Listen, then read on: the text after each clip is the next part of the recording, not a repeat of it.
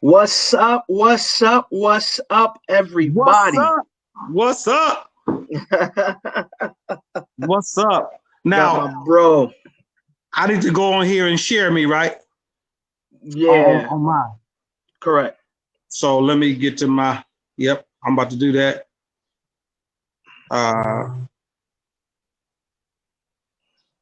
So let me go to you.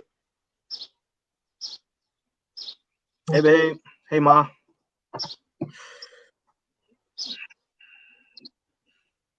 Wait a minute. On Instagram, you just Jason Moody, right? I mean, on Facebook. On Facebook, it's JAE.Moody12. Yeah.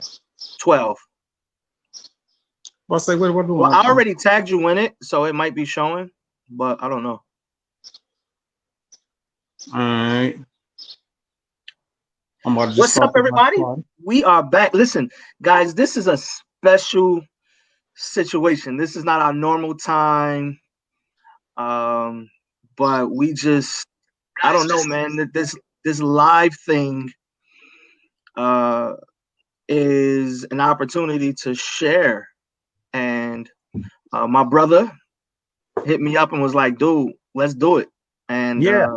I looked at my schedule and said, "We got time, so maybe the Lord has ordained this moment, and He we wanted to ordained share." it. He ordained it. He ordained it. And for those that are logging in, I'm hijacking Pastor Moody for about an hour. I need to share with you all. I called him because he has been instrumental in my life. So I want to be instrumental in you all's life and in his life. Y'all need to come on here. We're going to talk about getting refreshed. We're going to talk about getting revived. Come on. Come on. Come on in. Come on in. We're going to give y'all a little minute. And while we give y'all a minute, let me go ahead and hook y'all up. Oh,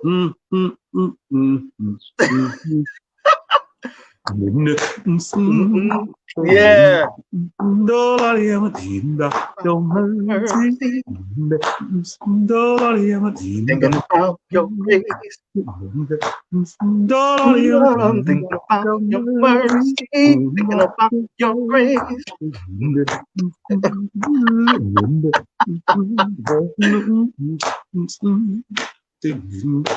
Yeah.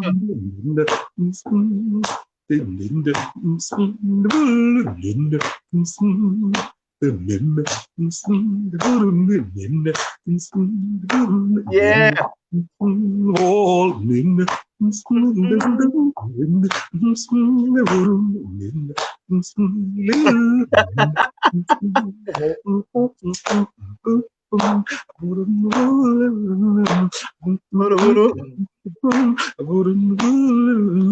Thanks. What?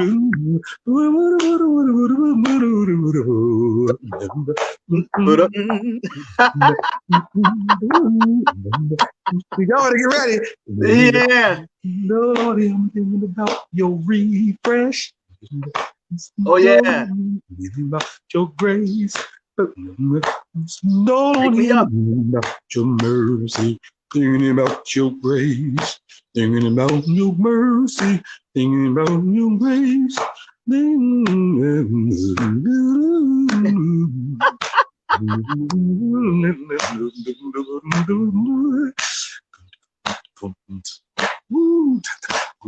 Y'all see what happens when y'all get some rest?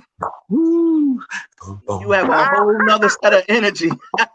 I'm in my chill mode. Where y'all at? Come on in here. Let's do it, Jay. Let's do it. Listen. When you are in that relaxed mode, when you get the rest that you've been praying for, that you've been crying for, that's it. This is the energy you have on a Monday morning. Monday morning blues has been canceled. It's time to smile. Y'all see I'm outside. I am somewhere where don't nobody know my name. And the glad whatever. Yeah, I'm somewhere where nobody knows my name. You hear the birds? You hear the birds? You know what, Jay? I found out doing some study some years ago that birds make millions of sounds every morning. But by the time we get up, humans, and we get to going about our day, we create so much chaos that we can't hear the birds singing all day. The birds sing all Wow. day. They make so many calls and so many noises. However, they continue to make noise throughout the day. Wow. And we create the chaos to shut down the sound. Ain't that crazy? That's crazy, bro. Guys, this is an impromptu Monday morning. My brother woke up and said, let me hit my brother. And we need to go live with this conversation because we need to encourage somebody to get some rest. We need to encourage somebody to relax. We need to encourage somebody to refresh, rejuvenate. The Bible says that Adam and God would talk in the cool of the day. There you go. The refreshing moments. They would have refreshing conversations. There you go. Refreshing conversations helps our creativity. It brings down the stress. It brings down the anxiety. It brings down those things that causes us not to sleep. And we talk about exercise and proper eating, nutrition, but another component to great health is good rest. Good rest. It's not about how long you sleep. It's about the amount of time that you allow your body to refresh and rejuvenate and rest. When you get the proper amount of rest, you can give the proper energy and focus. When you get the proper amount of rest and you relax, you make better decisions. You can see things clearly. Brother, you flowing today, man. Hey, you talking my type language. I know so many pastors, and I really, really want to reach out to pastors and leaders. Because I know so many pastors and leaders, and it also includes fathers, that includes, husbands. It includes just that whole gamut. If you're leading in any way, and even if you are wives, female pastors, whatever, it's the leaders, anybody that's leading. Sometimes you have to break away to get yourself some strength. And when the Lord laid upon my heart to just kind of take a little relax moment, I called it relax-a-brate. Relax-a-brate. And that is relax and celebrate. Because sometimes we go away and we don't celebrate ourselves. We don't celebrate others. We don't celebrate what God has done. There's a lot to be worried about, a lot to be concerned about. But when you get yourself to a place of relaxation, everything shifts. And a lot of us, and I'm testifying, the reason why I want to do this because I was notorious. I'm 48 years old now. I would say for the last 15 to 20 years, I didn't know how to relax. My relaxation was doing. The more I was doing, the better I felt. Because for me, it was a drug. I needed to be doing something. I'm a go-getter. I'm working on projects. I'm in the studio. Then I'm doing this and doing that. Okay. Whoa. What'd I say? Whoa. Going was like a drug. Yep. A drug. It was like a high. Yep. Who are we talking to this morning?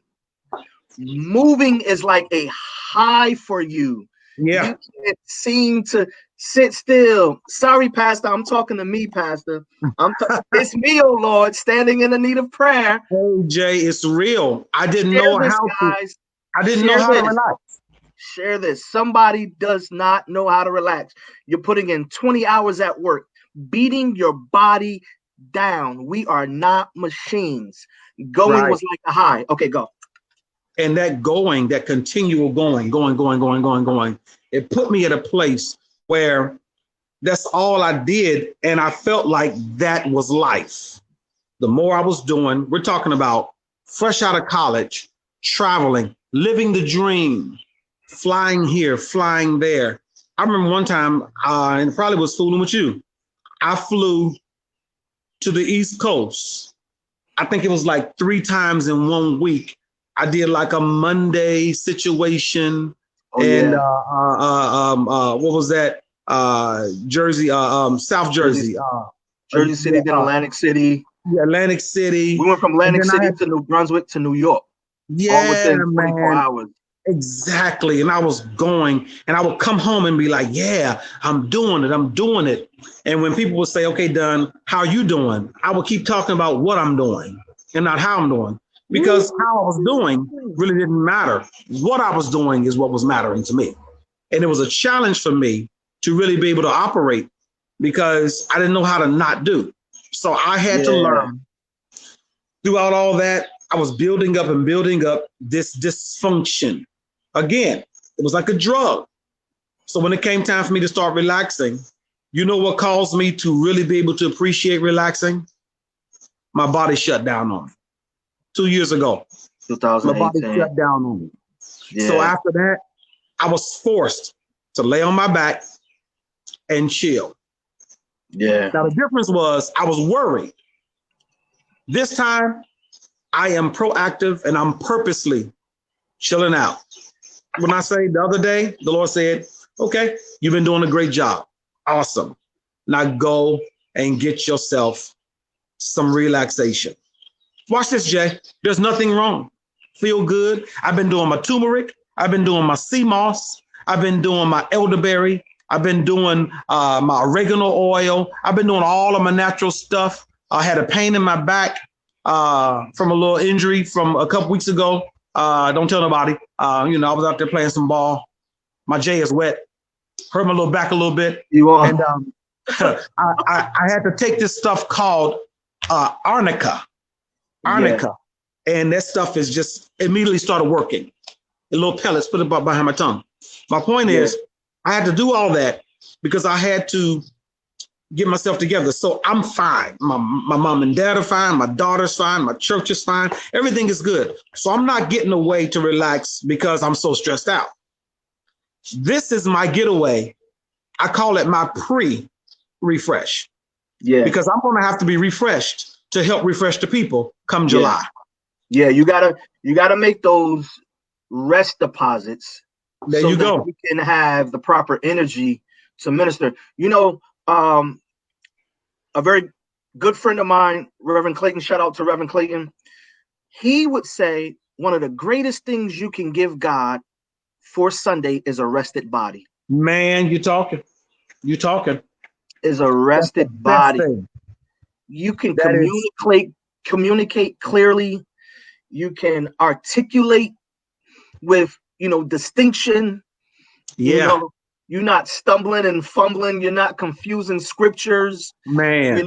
You can, basically execute the plan and be ready for any type of opposition or any type of difficulty that may happen. And you can be aware of what's happening. And that's the thing, Jay. I don't think and I'm going to say particularly as African-American clergy, we don't know how to be rested. We even the way we preach, come on, Doc, pull it. Come on, Doc, say something. Come on, pull it. And we're so performance driven that we don't pace ourselves. Whoa. And especially if you're doing the 2 services and you're evangelizing and you're doing the concerts and the workshops and just all that stuff. And then now pastoring, now you got people.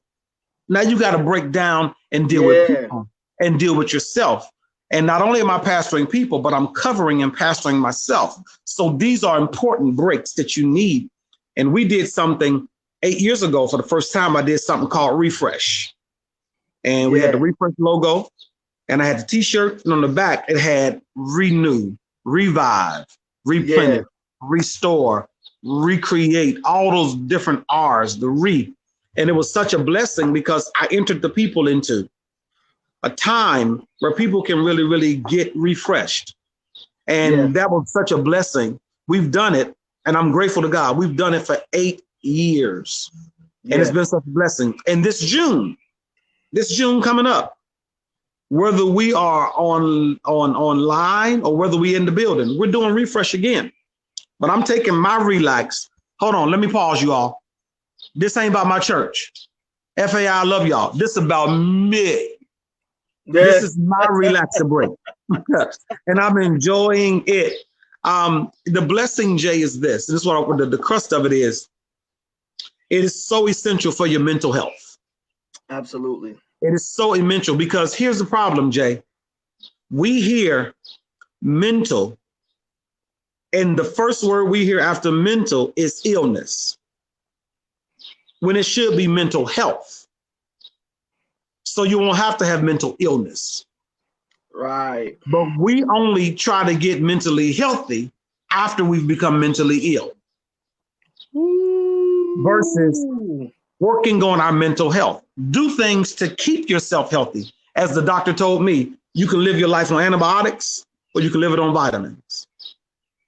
And most of us are antibiotic driven versus vitamin driven. Make what you do a vitamin to you versus okay, I'm doing this because I got to get the toxins out. Nope. Yeah. You have to make sure you create mental health, like mental health things that'll just bless you, things that'll put you in a place where you. And for me, Jay, and again, y'all, I'm going to do a lot of talking for this little time that I got. So if I'm rude to Pastor Jay Moody, this is my brother. He know how to cut me off, but I'm going to talk a lot in the little time that I have, because I want you all to really grab onto the importance of, if you don't take care of you, you won't be around to even be stressed out by people. You got to make sure that you build up a mental health, an emotional health.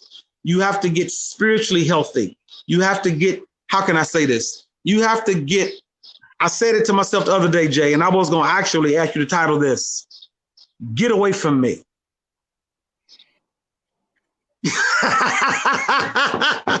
Get away from me. And that is, I have to learn how to get away from me.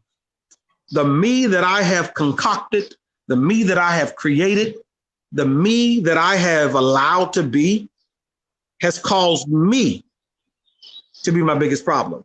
So I had to tell myself, get away from me. Get away from me. Sometimes you are what's stressing you out. There you go. With your overthinking, you're over worrying, you're coming to conclusions without the proper assessment and analysis. You are what's stressing you out. Tyrese wrote a book, I think it was called Getting Out of Your Own Way. Yep. That's it. Sometimes you got to be delivered from yourself and get out of your own way. Because here's the thing. People that don't really know will let you continue to keep staying in your way. Because when they ask you how you doing, I'm fine. I ain't gonna say no names, but somebody that I'm really connected to in this season, they was like, so, how you doing? I was like, I'm good. They said, no, you're not. I was like, what? They said, no, you're not. Because you answered too fast. That was a programmed answer.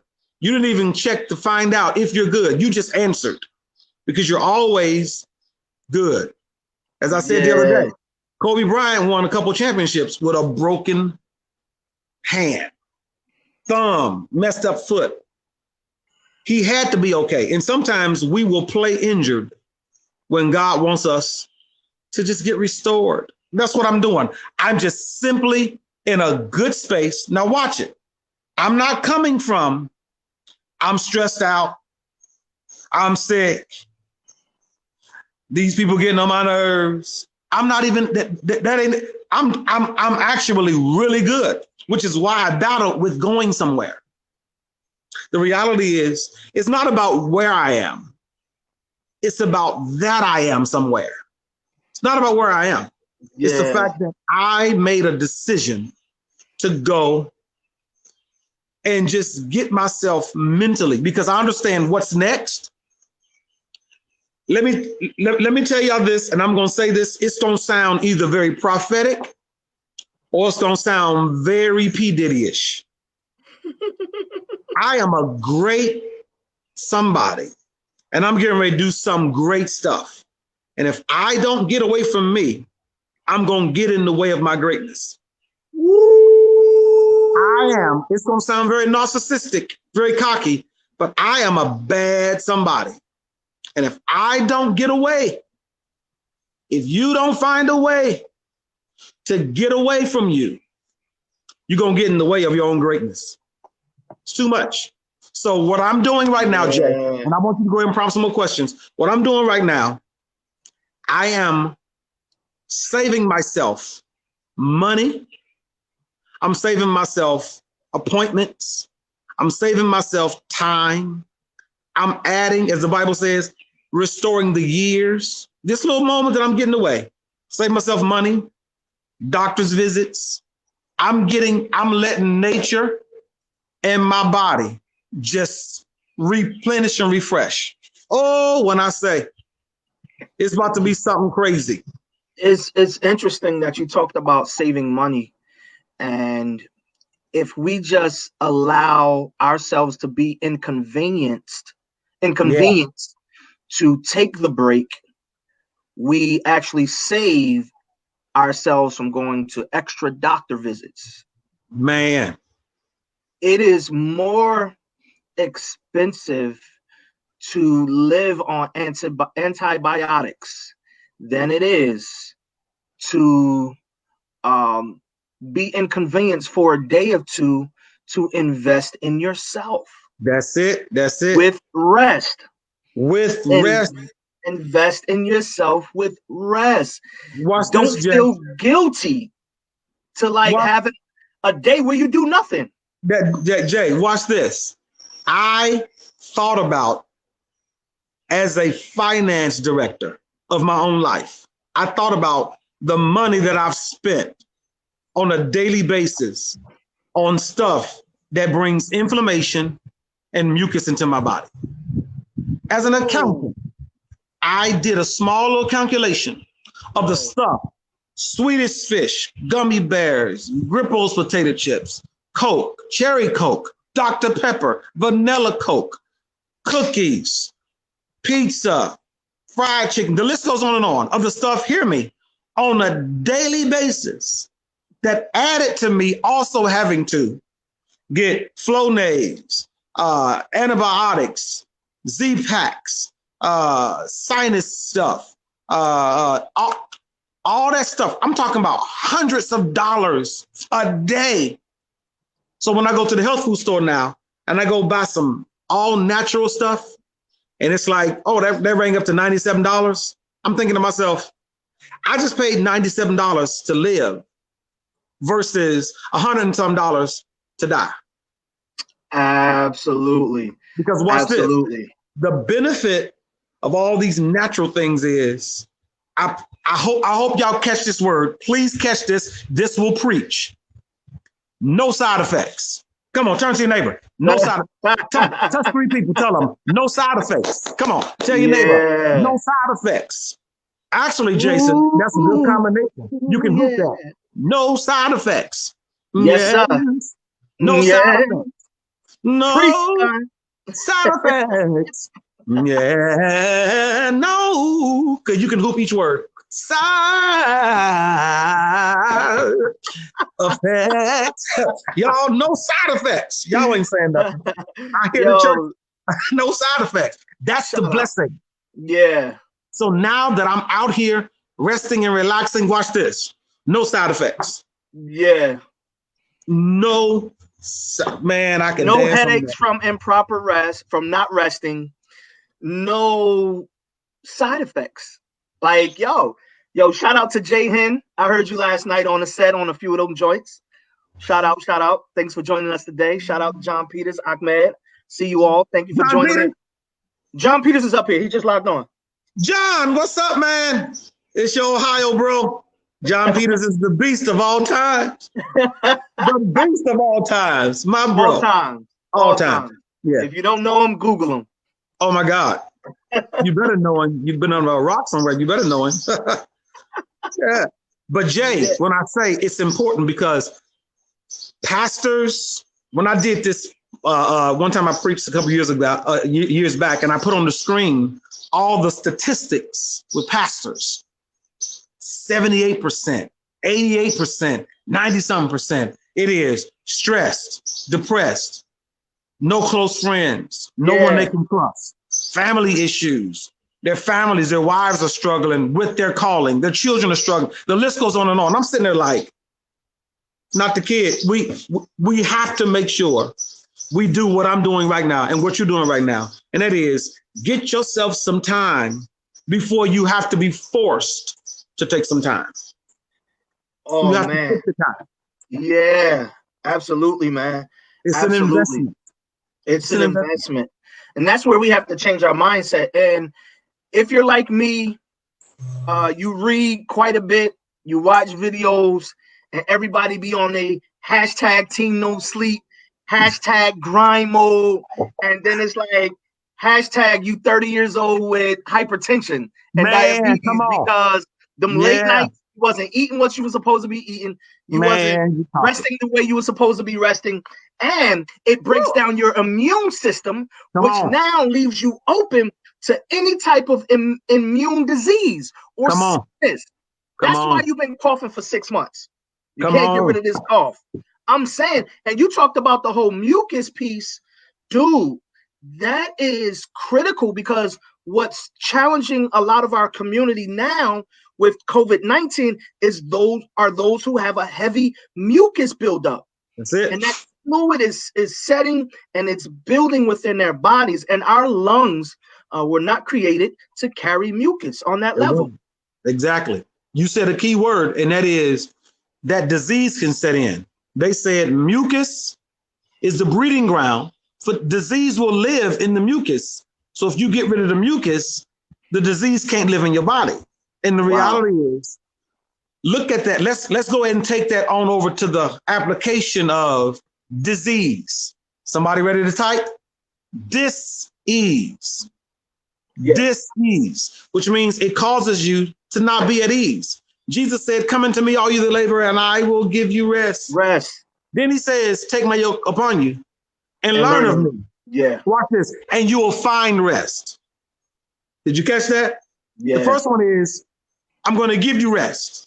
The second one is, you're going to find it. After you learn me, you're going to find it. I won't have to give it to you.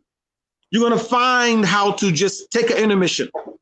And you know what? It's crazy that we, real quick, shout out to my boy Dre from Willie P. Bro, I'm glad you have recovered. This is awesome that we're talking about this, and you just typed that you recovered from COVID-19, man. God's blessing. May God continue to heal you and you recover, bro. But Jay, to your point, man, I don't think we really understand how critical the rest aspect is, and to what you just said, learn of me. And he said that because he wanted us to learn a different system. That was not influenced by the world, thus the kingdom. I will give you the keys to the kingdom. I want you to learn of me so that I can show you something different, so that I can show you, it's okay to spend time with your family. Don't sacrifice your family for the sake of success. Right. Too many people are making it, but losing what really means something. And no one wants to be rich and lonely. That's a sad place. That's a very sad place. And for decades, many people have sacrificed the family. And to what you said, to your research on the pastors about many of them don't have friends, and that's because they don't take time to invest. Friends are valuable. Strong, healthy relationships are valuable. It helps keep you sober. It helps to keep you sober. Fam, you doing too much. Back up. Take a break. You don't see it because you out here grinding in your grind mode. You feel me? But you cannot ignore your body. Your body will tell you. Please read the signs. Please take a moment to read the signs. When you feel that ache, chill. That's your body. Them were getting paid millions and millions of dollars to live through the pain and ache. You're not getting paid millions and millions of dollars. You don't have a contract with your job. So if you get hurt, you're probably going to go on disability, which means you bring in less money than you were bringing in. That's it. So take that mental break. Take that emotional break. Y'all, do y'all see that New York on his hat? Y'all see that New York on his hat? Y'all see the Cincinnati on my hat? Y'all see that New York? Y'all see the Cincinnati? Yeah. They hit me with the New York every time, like, yo, Jay, you all right? Yo, Jay, how's your health? Yo, Jay, man, come on, man. Yo, Jay, we need you around. Yo, Jay. Absolutely. So when I get that, yo, Jay, I know, okay, hold on, time to slow down. It ain't no Doc, no, No, sir. Yo, Jay, because we brothers. So when you look at this, there's a certain level of exchange. When I went through what I went through a year and a half ago, I called him. Man, I was walking through depression. I was walking through the toughest season of my life.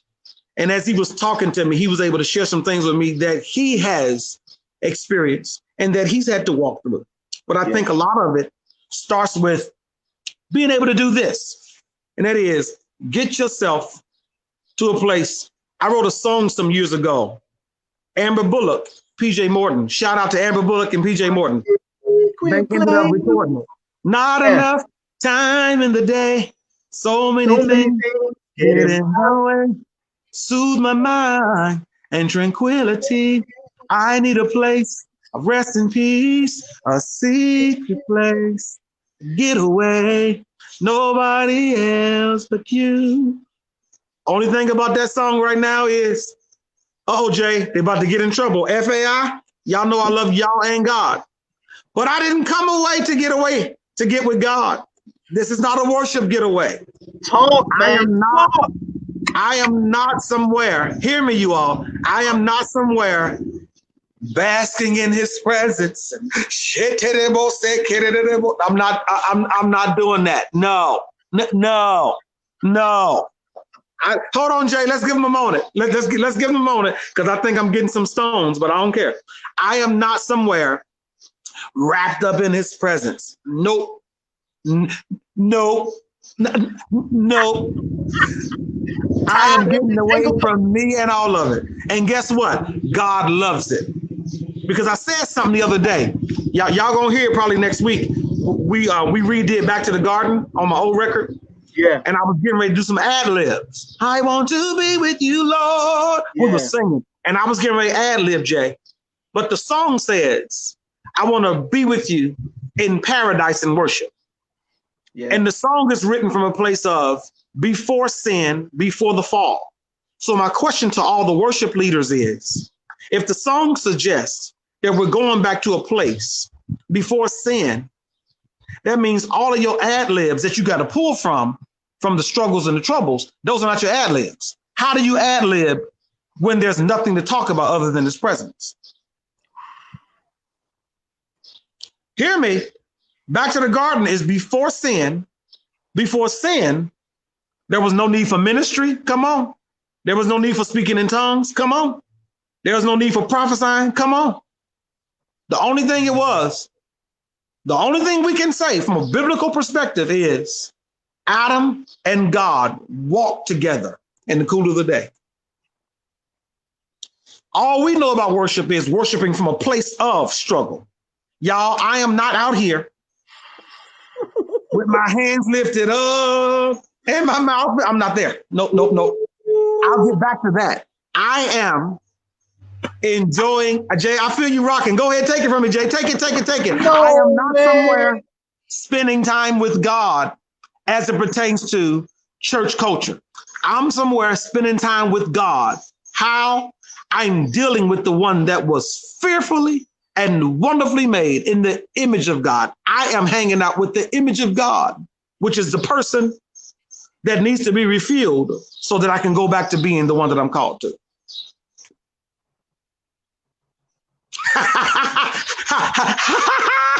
Yes, sir. I don't know who just got blessed by that, but man, I wish I could see some comments. I know my live probably is blowing up. Yeah, you should be if you open up your other phone. But okay, so bro, this is so enlightening right now, because again, this is all connected to how we've filled our mind with a certain perception on how life should be. And our culture, church culture, has made us feel guilty. Our everyday hustle and bustle culture has made us feel guilty if we took a day that was independent of anything that was work related. And could it be that it was God's design for us to have enjoyment? The enemy, one of your favorite quotes, the enemy comes but to steal, kill, and destroy. But the second part of that scripture says, is John 10:10, right? He came that we might have life and life more abundantly. Can we include life and more rest in that abundance? Because if you rest, you live. If you don't rest, you're not living. All this, I'm on my grind. Listen, I get you. Go and get your money. Go get your likes. Go get all. Rest is reliving. One of those R's on the refresh t-shirt is replenish. Replenish. You got to replenish yourself. Back in the day, hear me, you all. When I got thirsty, I replenished myself with soda. Unhealthy drink. Wow. Because hear me, Jay, I was replenishing myself not with liquid, but with taste, with flavor. Whoa. It was toxic, but it was good. But I wasn't restoring my body. I was restoring my taste. Are y'all catching this? And a lot of us, we go for flavor and not life. We go for flavor. We're feeding the wrong thing. Your taste buds versus your body. You killing your body for the taste. And when you talk about living life more abundantly, that word life right there, Zoe, that word life means rest, relaxation, mental health, healthy friendships, healthy connection. Oh man, I'm gonna go ahead and be 100 right here. If I was married, that's another health property. Come on, church. I'm gonna let that go. But if you're married, this ain't the time for you to be stressed out with your mate. This is time for you, as Paul said, for you to be with your mate.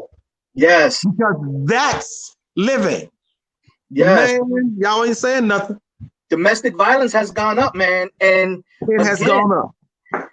Part of that is lack of rest. When you don't have lack of rest, oh Jay, we're about to tie this all together. When you don't have when you have lack of rest, you don't make sound decisions. Man, you're talking. And when you go to replenish, you replenish the taste and not life. So you make decisions based on your taste and your appetite and not life. And they say one of the things that can quickly destroy your ability to produce income and have a successful life is marrying the wrong person. Woo! Let's tap dance on that, Reverend, right there. Say that again. Say that again, Reverend. One of the things that could cause you not to succeed and not to produce a tangible income to provide for your life and your family is marrying the wrong mate. And now we have some ammunition or some information to help us. It's because we are replenishing taste and not life. Man, y'all. We are replenishing our life with taste and not life. Jay. Water. Jay. Water. We're eating when a swallow of water could help curb that appetite. That's it. Your body telling you you're hungry and you know you just ate 30 minutes ago and your food has not properly broken down. Instead of drinking water, you go back and get another taste of what you already had, not realizing it's the salt in your taste buds that's calling you to eat more. It's the way you've conditioned your mind. If you tell yourself you're full, then there's a great chance you won't eat. But if you're always telling yourself you're hungry, then you're going to keep eating, knowing you just ate 30 minutes ago. And again, you have not digested what you just ate. Jay, you talking so FAI, if y'all on here, I hope y'all catching this. This is so good because watch this, Jay. In our, and I'm speaking for me and your culture, the church, preacher, artist culture, we notoriously used to go to the restaurants late. And watch this, you all. He just got to saying about the trick of you being hungry again. Before you get your main meal, you get appetizers.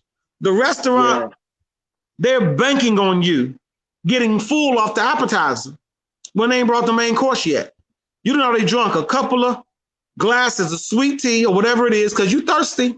Because you were shouting in church. You were shouting in church. You was praising God. You drained, but you got to have that taste. And now what we're doing, we are actually destroying ourselves off the appetizer before we get the main course. Your main course is broccoli and what is it? Broccoli and salmon. But your appetizer is full of sodium. You're not even getting the good stuff in your body. That's the doggy bag that you're not going to eat. So we are killing ourselves with this enjoyment. Oh, y'all, there's so much. And I'm trying my best not to go in the Pastor Dunn mode and get preachy because I need y'all to hear me clearly. I did not get away to go worship. I'm not on a fast. This is not a consecration. I had to get away from me, Pastor Dunn, Jonathan Dunn, son, brother, uncle, mentor, all of them. I had to get away from all of them. And the unplug is so good. Oh my God, this is so good because I have it's freedom. And the reality is back to because I'm veering back to the whole taste.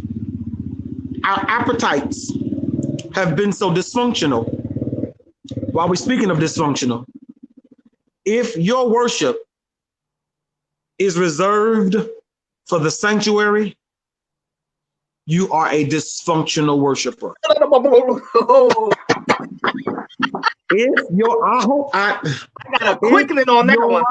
If your worship, if your spirituality is reserved for the performance, if the only time you feel his presence is when you got a mic in your hand and you're in front of people, you are a dysfunctional worshiper. This is a reality. If you can go do this and trust God for you to enjoy yourself, that makes you a real worshiper because I think God gets glory when you're not sick. God gets glory when you're not stressed. God gets glory when you're not depressed. But when you're talking about I'm stressed out because I'm doing the work of the Lord, hey, y'all, I love Paul. I think Paul is one of our greatest biblical characters. I thank God for Paul. I thank God that Paul was led of the Lord to start the church. And I'm so grateful for Paul, the apostle. I'm grateful for Saul of Tarsus. Howsoever, Paul had a dysfunctional reality. He was great for God and his people. He made a statement and said, I will go do what I'm going to do. I will go die, but I'm more needful to be here with the people. Y'all lean in. Not me. No. Paul said, I would get married, but if I get married, then I'm going to have to split my time between my wife and God. And I'd rather spend time with God than split the time with a spouse. Come here, Halle Berry. Let me let you know something. I ain't that saved. You got to make sure. Paul spent the majority of his time blessing people in bondage. Oh, yeah, y'all. You ain't got to receive this theology. God bless you. I'm messing with your biblical Paul. Paul spent the majority of time in ships, sailing, in discipline, in quarantine, in jail, writing, rejoice in the Lord always. And again, I say rejoice, but he was in bondage. Not me. I've been bound before. I don't like it. So this right here creates another scenario of happiness. Say it again. I do not. Oh, okay. No, I'm actually doing a internet live.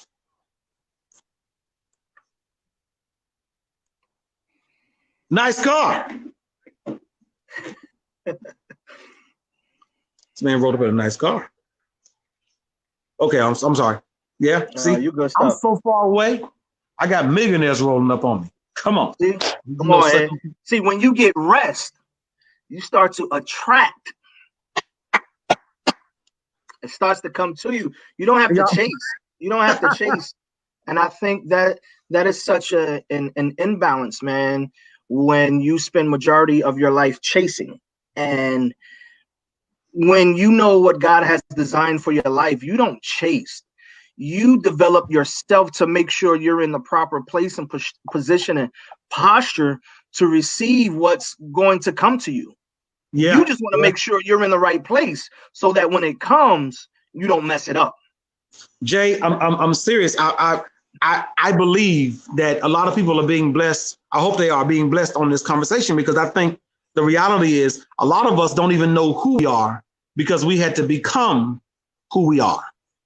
This who we are is really based on, can I say this? We've become who the people need us to be. And we've created a caricature of who we are.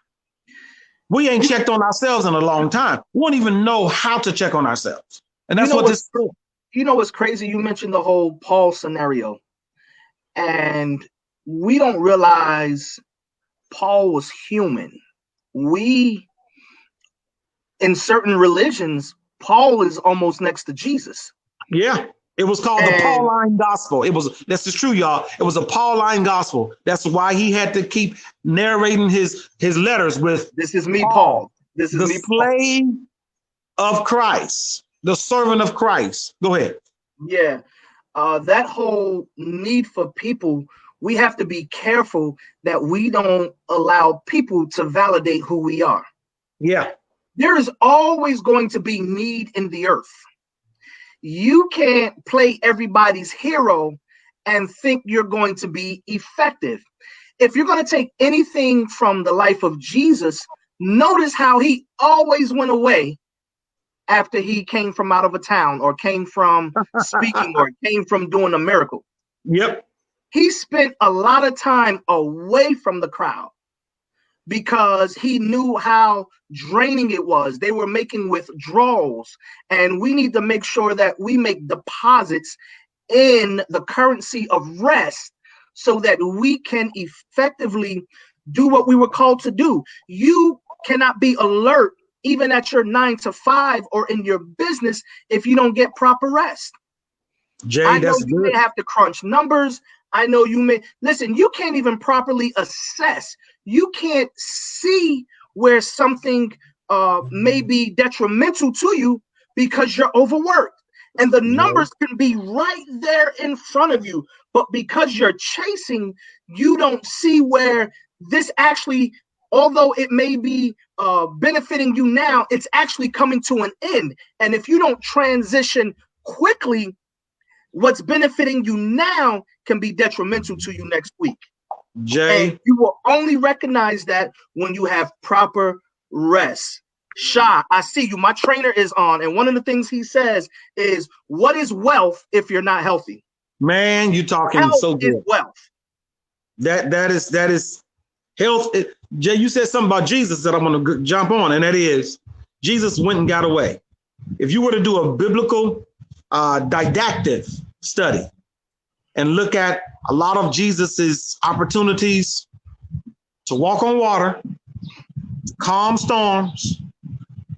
Look, Jesus was resting, relaxing, and got up and shut a storm down.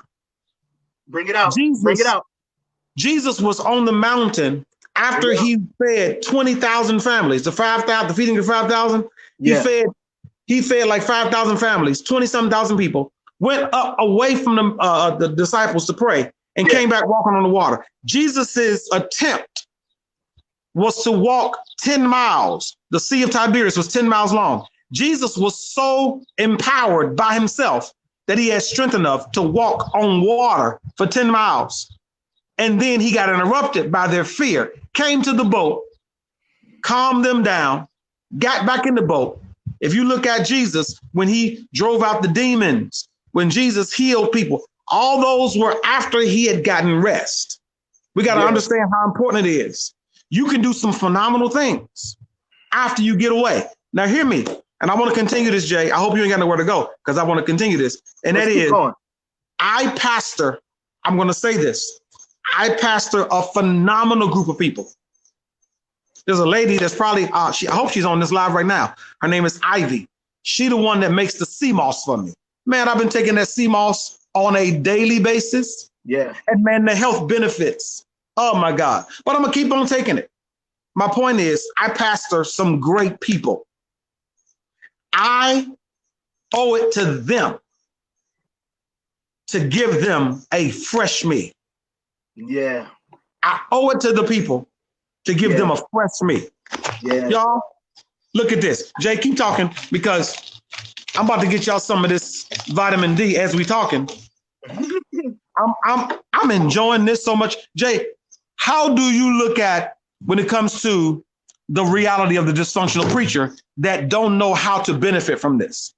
They feel guilty by getting away. What's your talk to them? My talk to them is to learn of Jesus. Don't study Jesus to preach. Study Jesus to live. Woo! Because if he came that we might have life and life more abundantly, you'll understand that rest helps you to live more abundant. Whoa. When the grind becomes more important than the rest, then the priorities have switched. When the what becomes what? Say it again. When the grind becomes priority over the rest, wow, then the priorities have switched. Because you chase the check, you chase the crowd, but when you rest, you'll be able to love the crowd. How can somebody said this last week? How can you love the crowd but hate the people? When Jesus did what he did because he loved the people. Wait a minute, hold on, Jay. How many preachers do we know? They love, come on now. They love the what? They love the crowd. They love the crowd. They love more than they love the what? More than they love the people. Did y'all just catch that revelation? We gotta be very careful with that whole concept of what we put first, what we love, because Jay, you're saying a mouthful. Like, oh my God, we got our priorities mixed up when it comes to our focus on what we should love. Yeah, loving yourself, you'll feel guilty. Yeah. No. I owe it to myself to love myself enough so that I can love the people. Absolutely. Because, oh my God. Would you say your trainer said health is wealth? Is wealth. Health is wealth. And it's time out for the mentally, emotionally. Jay, let's go here. The emotionally. Not just the mental, the emotionally unhealthy. Because we talk about mental health, but the emotional health. You opened up a can when you start talking about. Stay there. Keep going. Keep going. I'm about to read you something. Keep going. When you got talking about marrying that wrong one, that spouse situation. Yeah. Man, that right there is a doozy. Yeah. Like, whoo, go ahead. I think we don't understand. Absolutely, Sha. My trainer just said you can't truly love or help others until you love and appreciate yourself. Absolutely, Sha. I totally agree. Jay, I don't think we, really take into, consideration how, the way we live our lives, will, the decisions we make, rather, short term, long term, will affect the overall health of our life. But let me read something to you real quick. This is called trauma bonding. Trauma bonding, because we're talking about mental health and we're talking about emotional health. You ready? What? Trauma bonding. Bonding. Okay. Bonding. Watch this. It says trauma bonding is when you're so heavily attached to a toxic person that you are willing to maintain a relationship, even at the expense of yourself, for the few and far between highs. Wow. Trauma bonding. Watch this. Your brain gets highly addicted to the habitual ups and downs of the oxytocin, the dopamine, and the norepinephrine and the serotonin, that even when the relationship ends, you will seek and crave the person or become obsessive or seek similar people in order to get your fix. It's the rewiring of the neurological pathways of love turning against itself. So you're no different from someone who's addicted to drugs.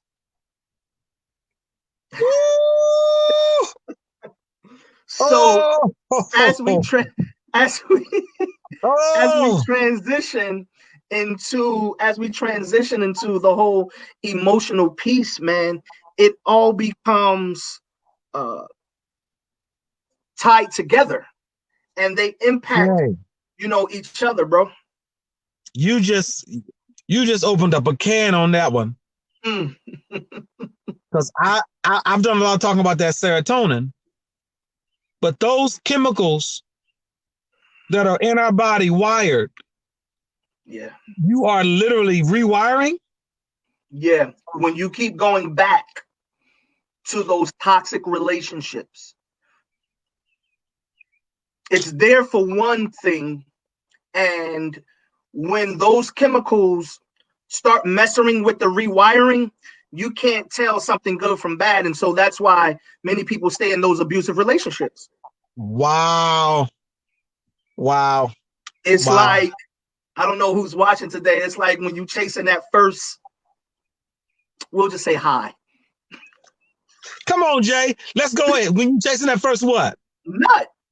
That first nut. When you are chasing that first climax and you are like, listen, this is about to be it. And that whole build up, that whole scenario. Yeah. After that. Yeah.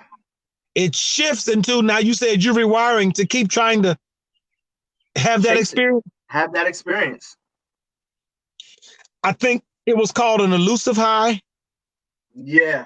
I think Stevie Wonder said, finds the high, but comes down feeling lower. Absolutely. Wow. So that the climax. So somebody that battled with drugs told me the high is not getting high. The high is the drive of wanting to get high. That's what makes them people get to going crazy, because it's all about the next hit. Yeah. And I think that's so important, Jay, because how many of us have been affected by the toxic relationship of shepherd and sheep? The toxic relationship of pastor and parishioner. Wow. The toxic relationship between, watch this, the parishioner is going through a bad marriage. Yeah. They come to your church. You're trying to help them through their bad marriage, and it affects you because now you become a part of this dysfunctional, what's the word I'm looking for? Vicarious relationship. You're now being forced to live with them through their struggle. Or you're the pastor that's having marital problems, and now you're going to take it out on your sheep. Dysfunctional relationships. Oh my God. Yeah. Oh God. Yeah, absolutely. That's why these things are so important, Jay, because if we don't get the opportunity to get ourselves away, to rethink. One of the things that I'm doing, you asked me earlier, what are you doing? I'm rethinking. I'm replenishing, I'm refreshing, but I'm rethinking. Yeah. I'm restarting my mind. I was able to shoot a text to a good friend of ours. I'm not gonna say his name. He's a national name. Shot a guy. We were texting today. There's some stuff that he's doing at his church that is amazing. And when I say my text to him was, bro, you're doing some amazing stuff in the kingdom. I said, you are a great example. He hit me back. Thanks, bro. We got the vibe and talking a little bit. Here's my point. While I'm on this relaxer break, I'm also checking out Jay Moody.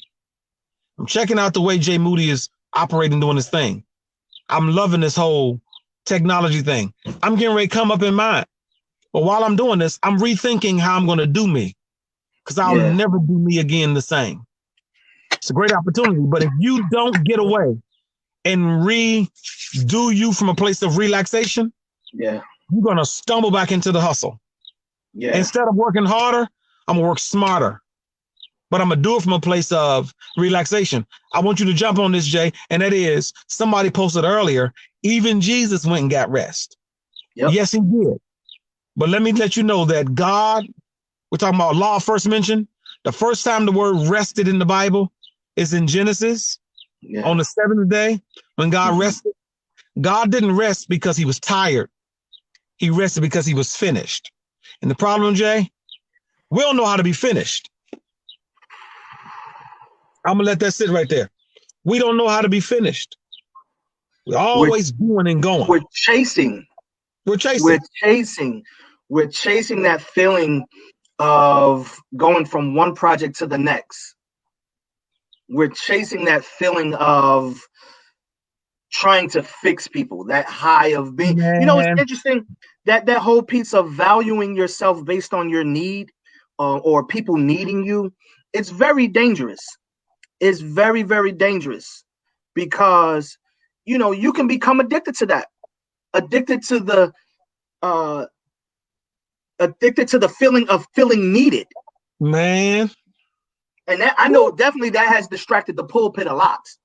Man. That has destroyed marriages a lot. More than we would like to confess and admit. Man. And if we're going to be honest, we have to tame that. We have to tame that. And this is where the rest comes in. When I can rest and see the value in my relationship and my marriage, then I'm not consumed by what the enemy is telling me is not there. Dude, when I tell you, in 1997, I got married. I'm sorry, in 1999, I got married. I was married from 1999 to 2003. I would say, keep talking, Jay. Honestly, a good portion of the reason why I'm not married has been because I didn't know how to rest. I was young. I was in my 20s. And it was all about just going, doing.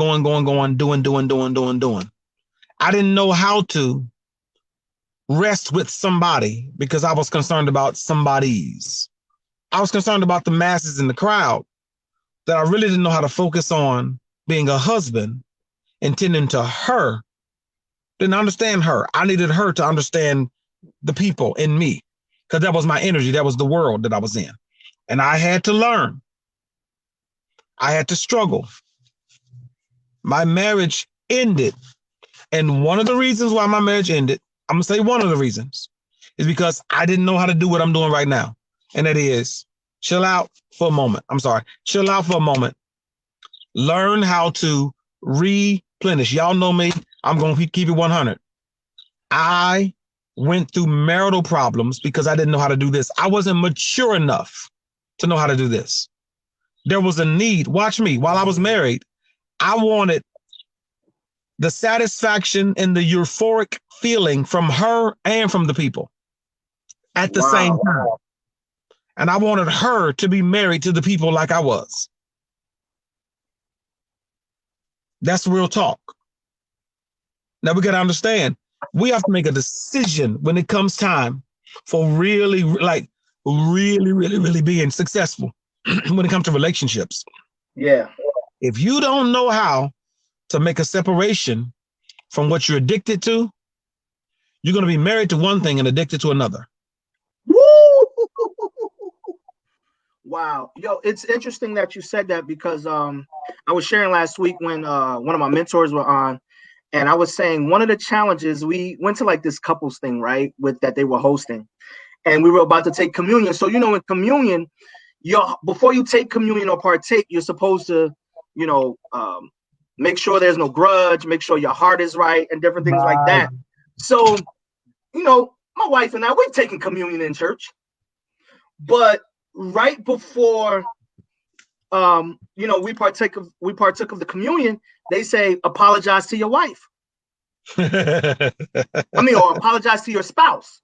And I'm like, we're kind of in a good place, like, you know, we rocking, like we like we good. And I'm like, you know, well, what could I, you know, say to, and at that moment, Holy Spirit was just like, yo, I apologize to her for me taking so long. Because in the early years of our marriage, as you were talking about, I was married but single in my decision making. I didn't know how to include her in, and it was, you know, through different struggles and opportunities given to get it right, you know, and it took me some time. And it is by the grace of God that, you know, we 13 years in this July. And I'm just like, but at that moment, it was almost like, I don't even know if she knew how to respond. Because it just was like, you know, one of those transparent like moments. And even for me, like, I don't really discuss my marriage and things openly. You know, I'll talk to you guys when, you know, trying to work through things. And bro, it was just that transparent moment of understanding of what's most important. Jay, what's most important? What's most important? What is Jason being a success in church but a failure at home? And guess what? When things really started, you know, changing and transitioning, like, it helped me to be a better Jason. Therefore, I'm now able to talk to my wife, minister to my wife. We laugh a whole lot more because we're happy with ourselves individually. And a part of that was just, you know, taking that time to, you know, make sure that we were good, man. And I don't know if people really understand how important that is. Like, it's tragic if you can't love yourself. It's tragic if you can't be happy with yourself.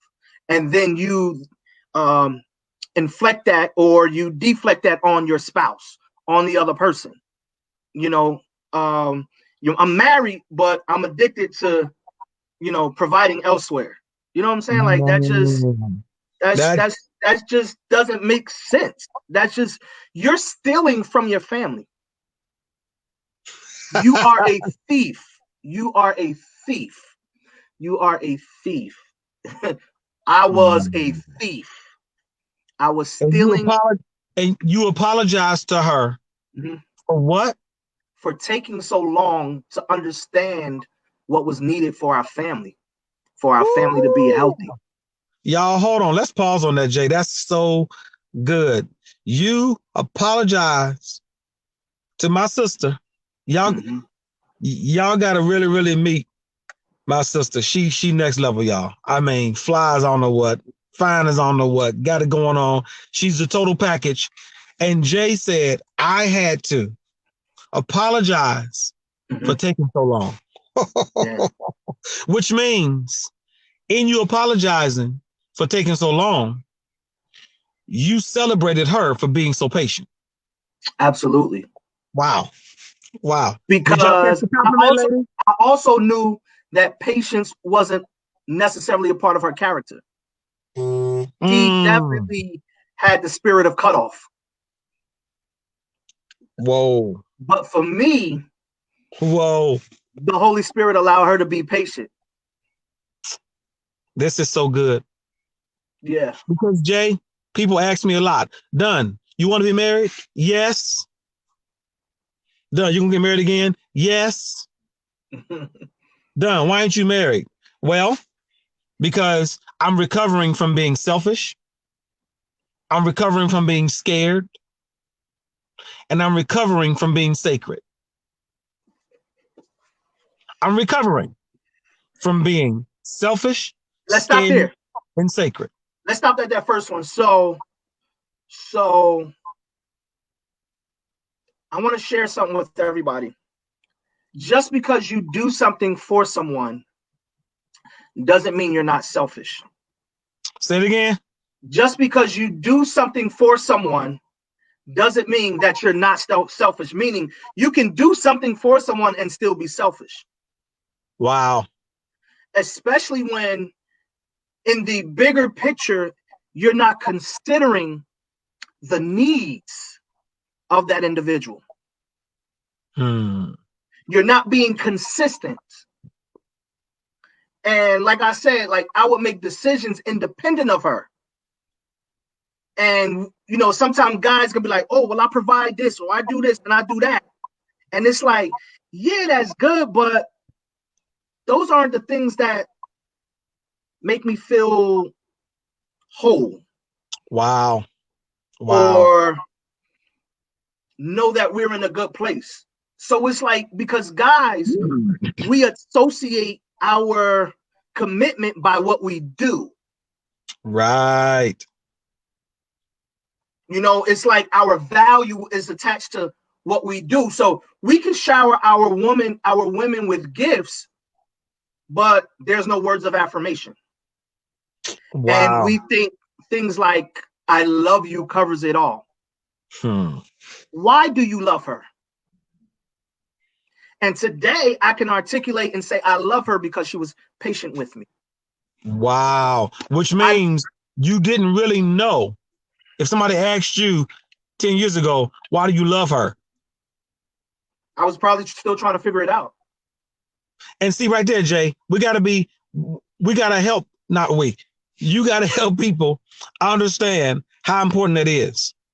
You can't just get into something and have it all figured out immediately. Because watch this. Statistics say, I don't know what the statistics is on a percentage of how many marriages don't make it. What's the percentage? I think it's we're over 50 now. Over 50 don't make it. And they said the percentage goes higher on your second time around. Yeah, absolutely.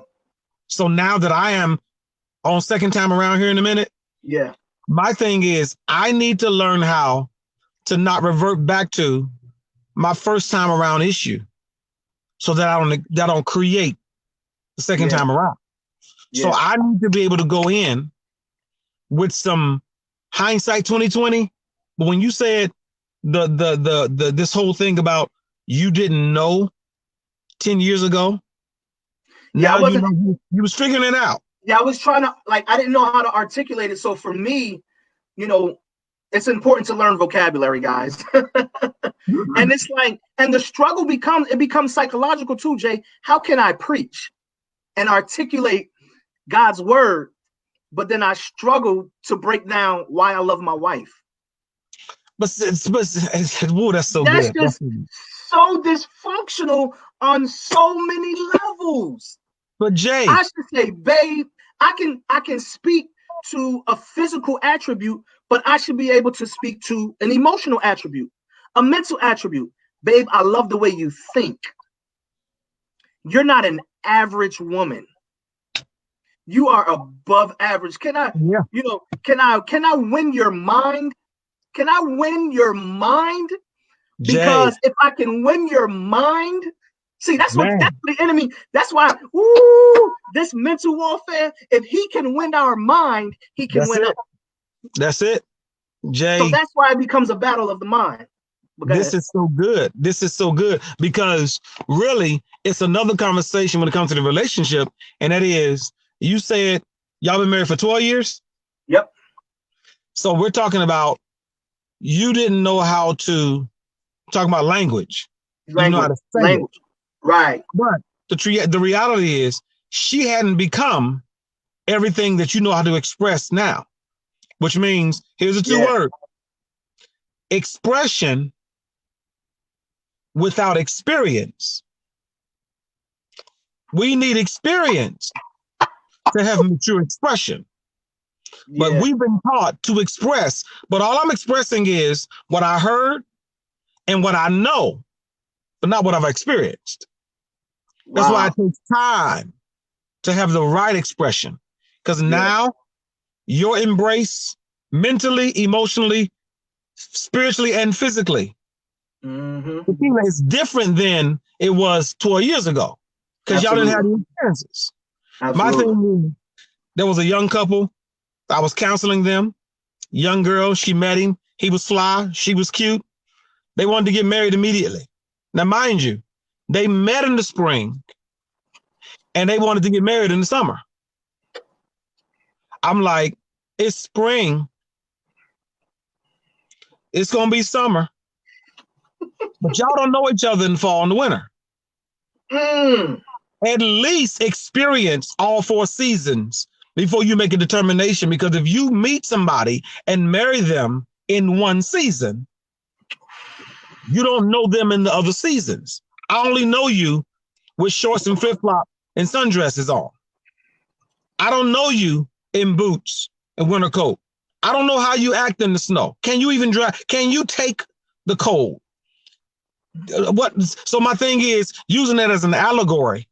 You have had enough experience now with her to now be able to have the right expression.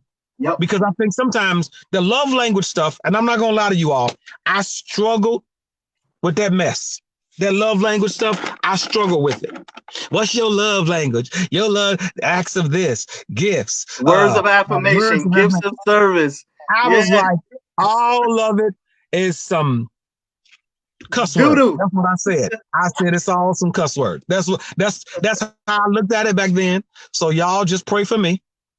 But my point is, I was limited in my epistemology though. My epistemology was, let's say what's touching. What is it called? Physical touch. Physical touch. My perspective. Hear me, you all. My perspective of physical touch was, we got to hold hands in the mall.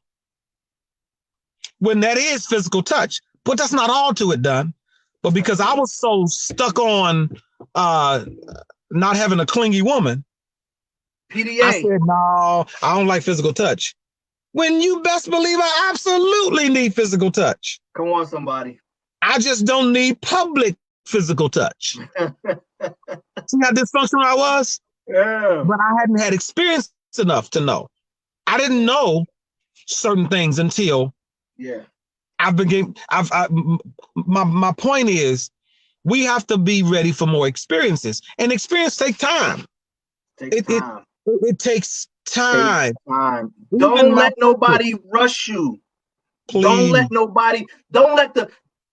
go back to this one. Don't let yourself rush you. Buddy. Why are you rushing? I know life is short. I know YOLO, you only live once. But it's interesting. Yo, you ready for this? You ready for this? You ready for this? Sit back and relax. Okay. So, during my time of transforming, converting, building, developing, while I'm struggling, Miles Monroe says this: the American culture has us twisted. He says they will allow you to get married. They would allow you to get married. They would allow you to get married. In the instance, they take you through more testing to drive a car than they do helping you or testing you before you get married. It's crazy, right? Wow. Crazy, right? Like you go through more trying to get a driver's license than you do getting married. which Woo! shows you where we put the value of marriage. Or Wow. it's like, Wow. so it becomes one of those things where, we really have to, as you just suggested, rethink how we approach these things. And marriage is contract, covenant, consummation, celebration. Yeah. And when you look at those 4 C's, celebration, we're down for that. That covenant, hold on, that's spiritual.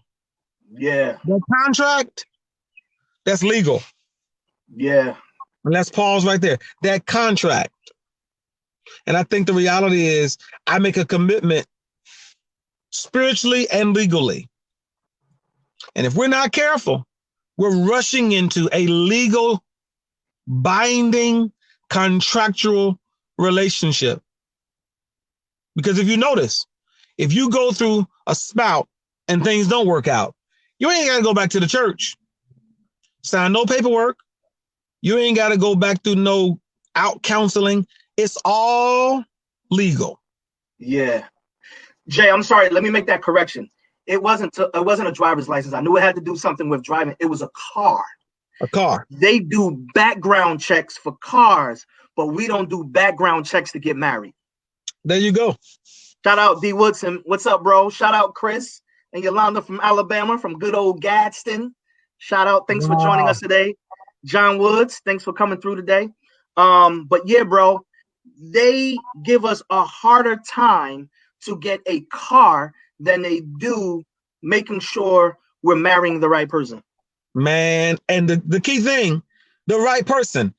I've been told in my world, and I'm using the term, my world who loves me, my supporters, they've always said to me, Dunn, we got to find somebody that's good for you. We got to find somebody that's good for you. We got to find somebody that's good for you. But I had to make sure that I tell my world, I want to find somebody that I'm good for versus just somebody that's good for me. Because it's easy for us to be looking for that perfect person. But once they're perfect or they're good, our imperfect and our not good, which means I can find me a woman that has she checks out in all the areas. But when she get with me, I don't check out in none of the areas. So now I dilute her property value because she's good for me, but I ain't good for her. So I'm drawing her. So I think the reality is when it comes to relationships, especially for people like myself, it's important for me.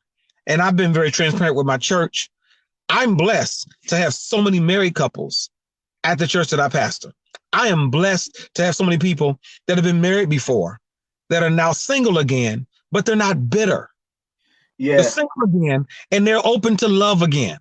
I'm blessed to be around a good, wholesome group of people that don't have dysfunctional information, but they're like, listen, I was hurt. I was wounded. I'm healed. I'm ready to move forward. The people that are married, like, listen, it ain't been all peaches and cream. It ain't been rosy, but we love each other. God has been with us. We're doing it. So I think now moving forward, I believe that this moment of relax and rethinking for me is also making me, it's making me think about a lot of stuff that me and you've talked about. And that is Dunn. So what does Miss Dunn look like in the future? Jay, let me interject this real quick. It's something that you said, and I'm gonna give you guys 4 C's. 4 C's, right? It's 2 categories, but 4 C's.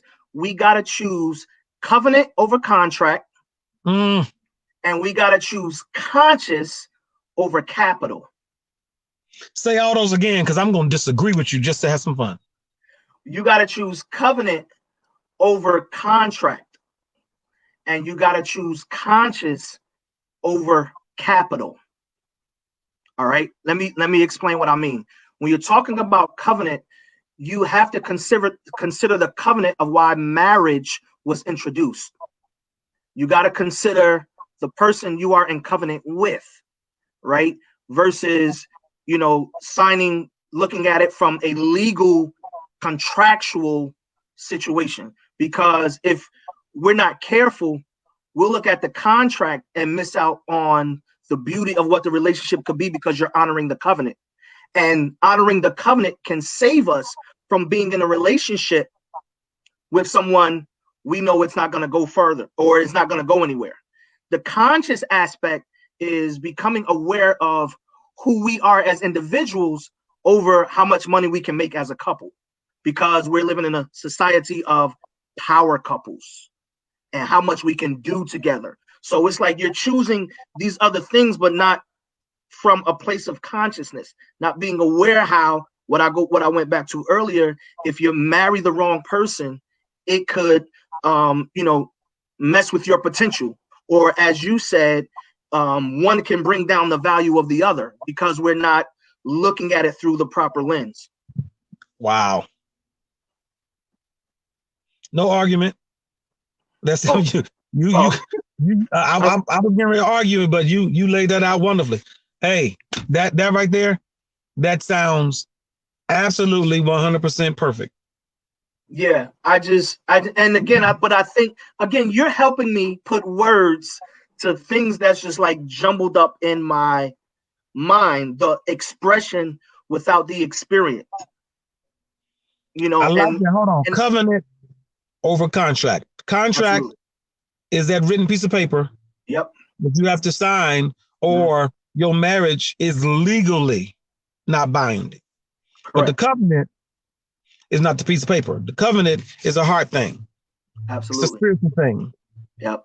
And we have to put that above the contract. Absolutely.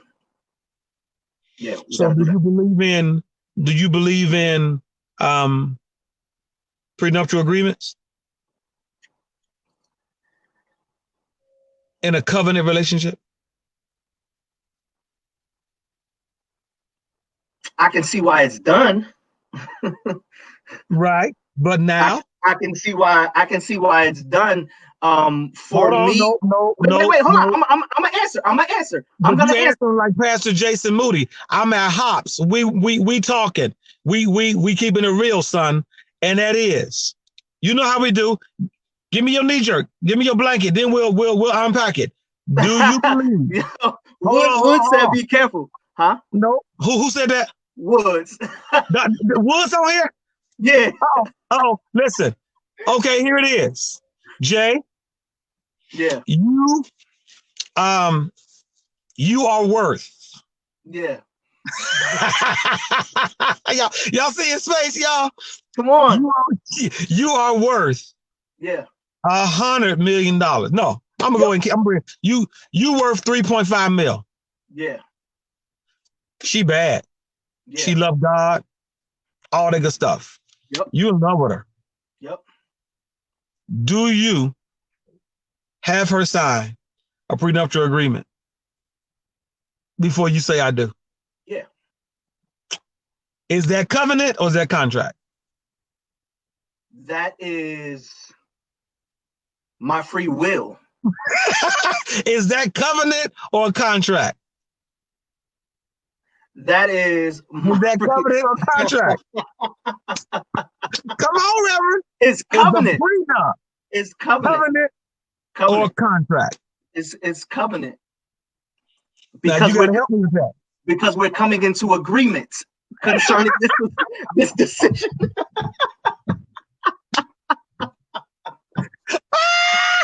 Did y'all hear how my brother made that sound so eloquent? Did y'all catch that?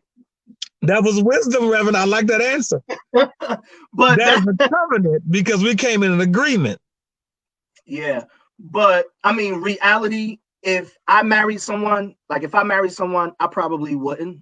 Like 3.5 mil. I mean, I'm looking at it like whatever's gonna happen in the marriage will happen. And if we're doing this on covenant, then I'm not worried about, the other parts that comes with it. Is because here's the thing, Jay. If I love my wife the way Christ loved the church, then I am the sacrifice. I sacrifice everything for my family. And should something happen, this is Jason Moody. I'm not speaking for anybody else. Should something happen, I want to make sure she's good. However it goes. I'm not going into the situation with divorce on my mind or separation on my mind. So with that being said, you're going into the marriage saying, listen, I'm not thinking about divorce. I'm not preparing for divorce. Yep. I'm not planning for divorce. Yep. I'm going in with covenant, which means to death do us part. Mm-hmm. What's mine is hers. Yep. What's hers is mine. She got $500 in her savings. Okay. And you got 3.5 mil. Yep. Y'all met on a covenant level, and you saying, listen, I love you, and anything that I have now is yours. So here's the thing about that. Before we get into that part, I'm gonna definitely have sat down to talk about how that works. That if you're coming in and I'm already worth, because I don't know the legal ramifications or how that works, because I think it's what you get while you're married or something like that. I don't really know like how it works. I watched that movie where the two divorce lawyers kind of married each other and they was taking half, whatever it is. It's with George Clooney. If you get a chance, him and I forgot who the other side was, but anyway. Yeah. But I think it's based on what you make while you're married and not before. Well, after Mike Jordan paid out the biggest settlement, that's because he ain't had nothing. Jordan, right? But Mike Jordan, after that, he said, "Listen, we're signing paperwork. This is contract now." Yeah. The contract is going to state that if this does not go well, you only get $1 million per year that we've been together. Yeah. So we're looking at now, and I'm only poking this to make a point, and that is what part of this is contract? Because should we say that it's covenant and covenant excludes contract? Should we as saints be contractual minded at any point in time? Yeah. So here's the thing, Jay. I think with covenant, again, you use wisdom. You use wisdom with covenant. Covenant, when I say covenant, I'm not talking about you being all in love and you're dumb. Where you allow your emotions. Thanks, babe. It's Catherine Zeta-Jones. Please, guys, watch that movie, Catherine Zeta-Jones with George Clooney. It's a great movie. You see how it works. It's an older movie, y'all. It's an older movie. It's an older movie, yeah. Shout out to the homie Darren Lighty. Good to see you. He says, if you're truly being led by and obedient to the Spirit of God, you won't even consider it, even if it turns out she was a test to take from you. Wow. Wow. Who said that? My man Darren Lighty. Wow. Darren Lighty. Yeah, good stuff. So I think, Jay, what I'm saying is when you're talking about covenant, you're talking about using wisdom. You're not talking about being in love and being dumb. All right. I think as I mentioned, like with the contract aspect of it, it's, you don't allow the contract to dictate how the relationship goes. You allow the covenant, and both of you guys, I need everybody to hear me.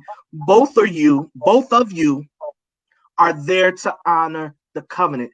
My focus is to make sure her needs are being met. Her focus is to make sure my needs are being met. And we're coming to an agreement and a place where we understand there's going to be a sacrifice.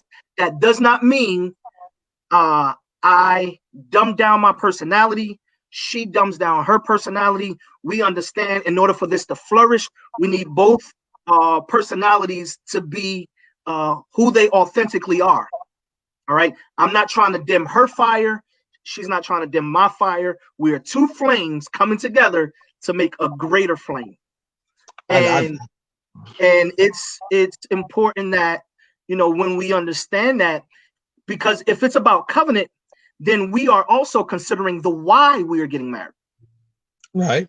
When it's about covenant, we're considering the why. It's not just like, oh, it was a good smash and I want this type of smash, every day, like that thing becomes, tricky, and we have to be very careful to the why. When you're talking about covenant, you consider the why. And I don't want to make this thing extra spooky because there is a, pragmatic aspect to this. When Mm-hmm. you're talking about covenant, that means we have done the background check. And I Right. know that you are a violent person or have the potential to be violent. You know I have the potential to shut down. And so we work on those things to, make sure that our covenant remains, that, we're healthy throughout the process. I know when you need space, you know when I need space. And, nothing is perfect. And as I said, as for Jason Moody, if I'm in that situation, then I'm not doing a prenuptial, So and here's my question though.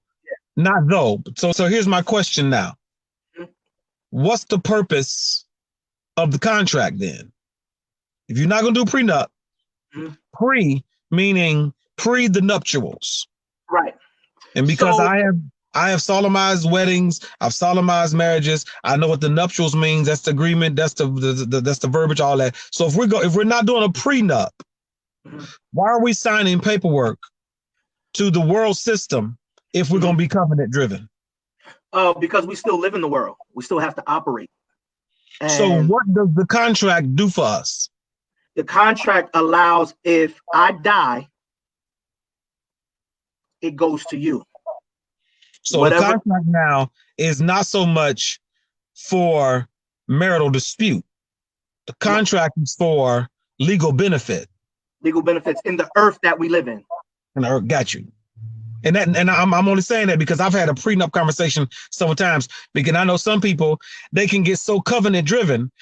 They're like, well, why sign this paperwork? And I think out of the 10, 11 weddings that I've done, Mhm. probably 9 of them forgot to sign paperwork. And I'm like, hold on. We had a beautiful wedding, but y'all got to sign this paperwork. But that's the part where, like, covenant doesn't make you dumb.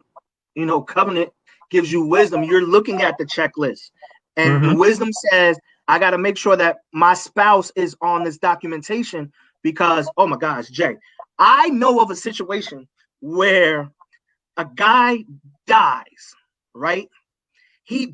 So he got married, let's just say 25 years ago. He separated from that wife after 5 years. On that 7th year, got with another woman. So that means around 18 years he was with another woman, had a child by her, raised that other woman's 2 children that he had when they came in. He gets sick. He tries to reach out to his former wife to finally get divorce papers. She says no. He dies a year later. So everybody that knows of this couple knows this new lady as his lady, but never realized they weren't married. So when the Wow. funeral comes, everything from his former life comes and now takes all. Woo-wee. Wow. So it's not for us to be That's good. ignorant, because in that situation, ignorance is not bliss.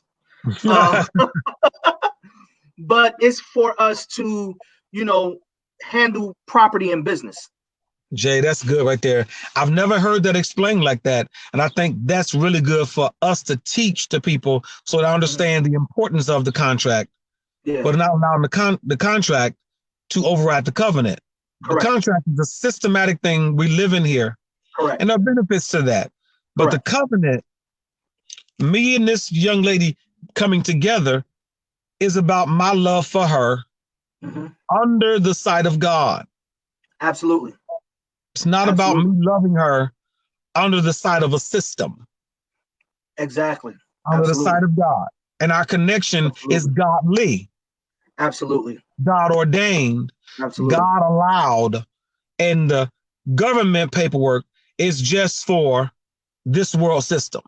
absolutely, I love it. I love absolutely. it. And so, when we're looking at, contract over covenant, like, you can't be hitting your spouse over the head with, like, well, you my spouse and that. No, let's look at the covenant. What are you supposed to be doing versus what I'm supposed to be doing? And when we really understand that, I had to realize I set the tone for my house as a leader. Not Wow. about who make more money, but as a leader, I set the tone for my house, right? And if I'm off, then everything is off. Wow. If I'm off, then everything is off. I can't preach well. I can't go to my 9 to 5 and do well. I'm not eating.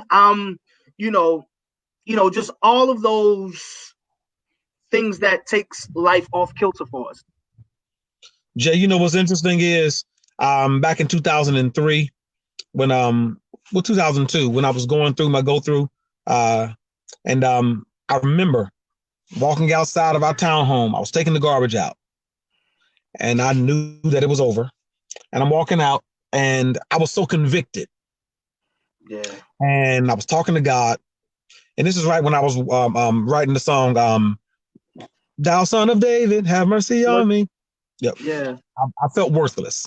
Anyway, I was taking the garbage out, and I was talking to God from how I felt, and I never forget it. The Lord said to me, my energy was, I'm breaking a covenant. The Lord said to me, I'm going to bless you if you do these 3 things. If you love her and respect her as a woman of God, if you love her and respect her as the mother of your child, and if you love and respect her when it comes to ministry and her calling, if you do those 3 things, I'm going to bless you. So while I was walking outdoors, heavy about breaking a covenant that I made, God was making another covenant with me and said, I know you getting ready to do this. And God forgives. His grace is sufficient. Absolutely. All of that. Absolutely. But what he said to me was, why are you getting ready to go through this? Don't disrespect her. Don't dishonor her. But you honor and respect her as the mother of your child. Yeah. As a woman. Yeah. As a woman of God. If you do those 3 things, I'll bless you. Don't worry about what she does. And we had our, moments where it's, the little drama, drop the kid off here, all that. We did that for a minute. But I remember Ryan was a young girl. I said to Kamai, I said, listen, you ain't getting no fight out of me. And she was kind of like, I'm like, this is what the Lord told me. And I told her those things. And I thank God that throughout me and her not being married, all the years of us raising Ryan. Yeah. All of Ryan's life, Ryan has never seen me disrespect her mother. She's never seen her mother disrespect me. Ryan has had the best of both worlds. For the majority of Ryan's life, me and Kamai have lived 5 to 10 minutes away from each other. Ryan has seen a healthy relationship between her mother and her father. But God challenged me and said, I'll bless you if you honor her. Yeah. And I kept that covenant, and I was blessed for it. And as a consequence, Ryan was blessed for it. As a consequence, Kamai was blessed for it. When Kamai got remarried, I honored her in that. So my thing is, when it comes time for a covenant, sometimes you're not mature enough to honor one covenant, but God will throw another one on you. So I know that when we move forward in life, one thing I'll know how to honor better is covenants. I won't join together unless I understand the covenant. Let me share something with you guys. More than anything, God honors covenant. God honors covenant. And I think when we, understand that, we will, as we say, we look to please God. We look to please God. We will take these things, very serious, very, very serious. And again, it's about your posture. Sometimes things don't work out. Whoever's listening, you've gone through a divorce. Things sometimes don't work out. Divorce is like a death experience. Yeah. And you have to encourage yourself through it. You have to put yourself in healthy environments as you go through it. And so that when you come out, you can be better and not carry those feelings and a certain mindset towards people. Because the more you carry those things longer, then things like bitterness and pessimism and sarcasm set in, and you can't have a healthy relationship with nobody. And That's it's right. crazy because on those moments, you want people to accept your dysfunction. Oh, this is just how I am. No, you can be better. You can Right. be healed. You can be healthy. You can be whole when things don't work out. It is the enemy's plan to make us feel like we're less than, or we're not valuable, or we're not worth. And so we allow these negative emotions and mindsets to connect themselves to us. And we miss out on, potential blessings. Still honor. Listen, if they want to act silly, still honor the covenant that you guys once had. I could go there, but what would it really benefit? Right. I could go there, but what would it really benefit? And see, Jay, that's good that you say this because that's so encouraging for people to hear. And the reality is, what single people need to know is married people disconnect. They don't divorce, they disconnect. Yeah. This divorce is just a legal scenario, but a lot of us disconnect from the covenant. Absolutely. But you stay contractually together. So the reality is, you have to learn how to keep replenishing that covenant, because a lot of folks stay married. As you gave the example of the young man, he was still legally married. Right. You can have another relationship with someone and still be married. Hear me, you all. When you go through a divorce, the divorce is not so much the covenant, it's the contract. Are y'all catching that? It's important for you to understand that, because I don't let people at our church keep saying, I'm divorced. No, you're single again. Because divorce is something that when you fill out an application, it's a status. You're not divorced. You are single again. A bill of divorcement just simply means I am dissolving this contract. But the covenant, how many folk, let's keep it real, have gone through a legal divorce, but they stay physically and sexually still smashing with their ex-wife? Yeah, buddy. How many people that are married in a contract and a covenant and ain't been with each other in 2 years? Yeah. You disconnected. You done broke the covenant.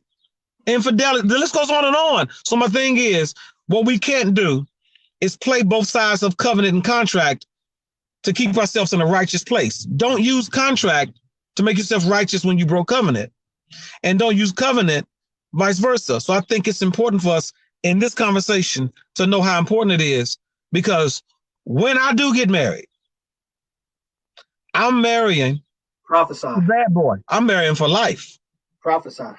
I'm not marrying to get out. I'm not marrying to see how this is going to work out. I'm marrying for life. So the reality, if I was not pastoring right now, I'd probably be married by now. I'm not blaming. It's not a blame thing. I'm just making a reality, because who I was involved with when I first started pastoring told me, you know what, Dunn? Right now, your church is your wife. And it would be tough for you right now to really be in a good relationship. And there's somebody that I was really, really into. Like, I was about to get down with this person. It was about to be Miss Dunn. This was back in 2012. But I respect her. I was a little mad, but I respect her because she was being honest. At the time, can I be honest? At the time, all I really needed was somebody fine to be with me Sunday night, Monday, and maybe Thursday and Friday. She would have been miserable because it wouldn't have been about her. It would have been, how can she fit inside my matrix? Now I'm in a different place. I know how to be in that world, but not of that world. Because when I say I do, I understand that's not Pastor Dunn saying I do. That's Jonathan Dunn saying I do. And I think that's one of the places where we have to take an account. Like, so, when people criticize the church, I'd listen. I'm gonna be honest. Like, I listen. And I don't dismiss everything. We have to be accountable for the dysfunction that we contributed to. Yeah. We have to repent for the many lives we have messed up. Wow. Because of our culture and our paradigm. Family has always and should have always been first. Wow. And I'm not talking about the subculture of the first family and attached to royalty and things of that nature. No, I'm talking about where a husband loves his wife, where a wife honors her husband because of the unconditional love and the sacrifices that he makes for the family, where the father says, I'm going to tell you guys, this is not antiquated thinking. This is the order and the structure that God ordained, that if it should be healthy, like we have to, again, I set the tone of our relationship. The male set the tone for the relationship. And if you want that thing reciprocated, do we not know that I believe the scripture says that the wife sanctifies the husband? And in that text, like if the husband understands what sacrifice is and loving his wife the way he's supposed to, even if he's not saved, it didn't say full of the Holy Ghost. It says love the way Christ had loved the church. And I know some of you may say, well, he may not know the scripture. No, he understands that Jesus died for Christianity. He knows that. So that means sacrifice. That means sacrifice. So when that spouse understands sacrifice, I believe, regardless of who's saved and unsaved or who's broken or unbroken, when everyone is working in their role, it heals the other. Yeah. It heals the other. When I'm healthy and I'm operating in my role, I can help my wife get over her and her mother not having a healthy relationship, or her and her siblings not having a healthy relationship, or something that happened, before we get married. I can help her become healthy, not so much by telling her what to do, but through my acts of love and my sacrifice and my honor to her. Yep. Wow. And vice versa. It's like, because we have something where the women pretty much dominate the numbers. And so, if a woman is not neglecting her husband to run to the church house, they can still have a healthy marriage. Wow.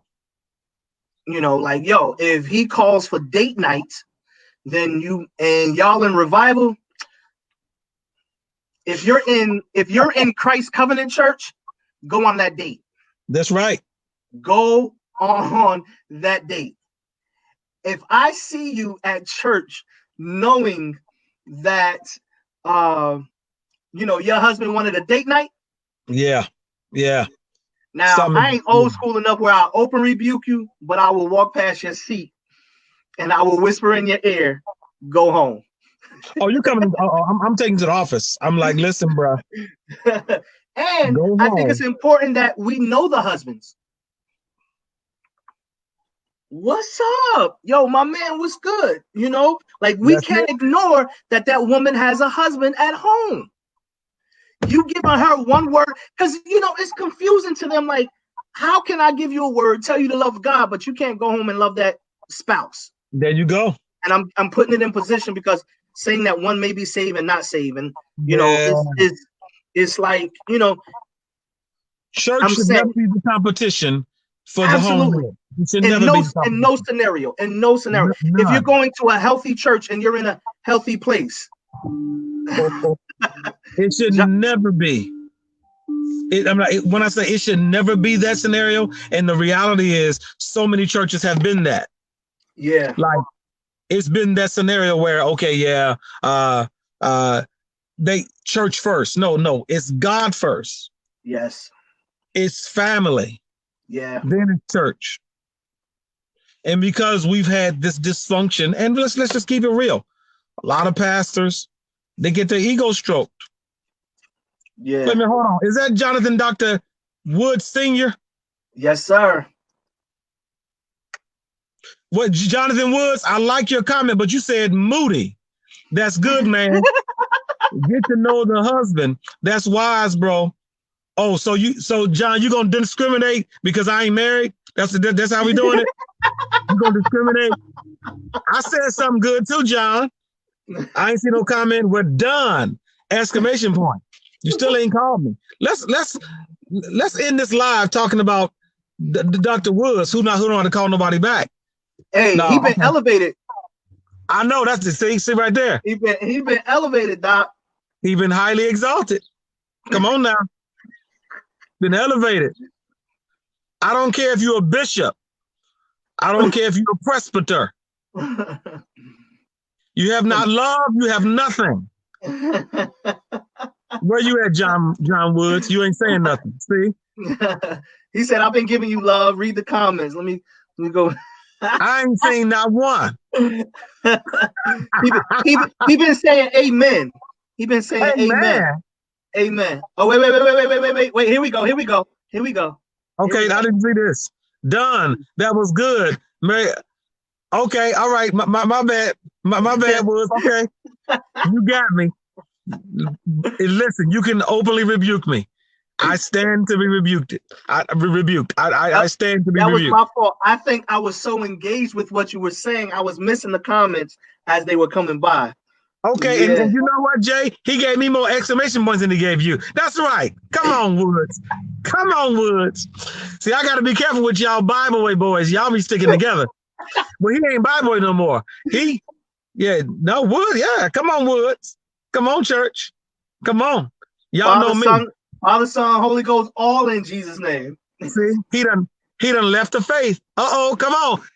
You know, I'm running back to you. I see you standing there for me. Y'all know, I went AME, CME, I went BMC, I went non-denominational years ago. While they was trying to elevate me. No, this is good. This is listen, Jay. I think this conversation is so important. I know we went from my relaxer break to we ended up on this because well, that's what happens. That's what happens on the break. Like you literally start to think of everything. Life starts to, you start unjogging your memory about some things, and for a lot of us, I know definitely for me, for a long time, I didn't want to rest because when I rested, I would have to deal with the thoughts that I was thinking. Wow. You start to see the things that needs to be corrected. And so when you're not ready to deal, you keep running. Wow. Jay, I'm going to say this. I'm going to put it on record. I will not be all that God has called me single. I will not totally self-actualize. I will never have full fulfillment in destiny trying to do greatness by myself. She is necessary for the rest of me to be fulfilled in every area. I'll probably do some more great things. I will do some great things, but I will not fulfill my God-given purpose single. Good stuff, I ain't talking to nobody else. I'm talking about as for me.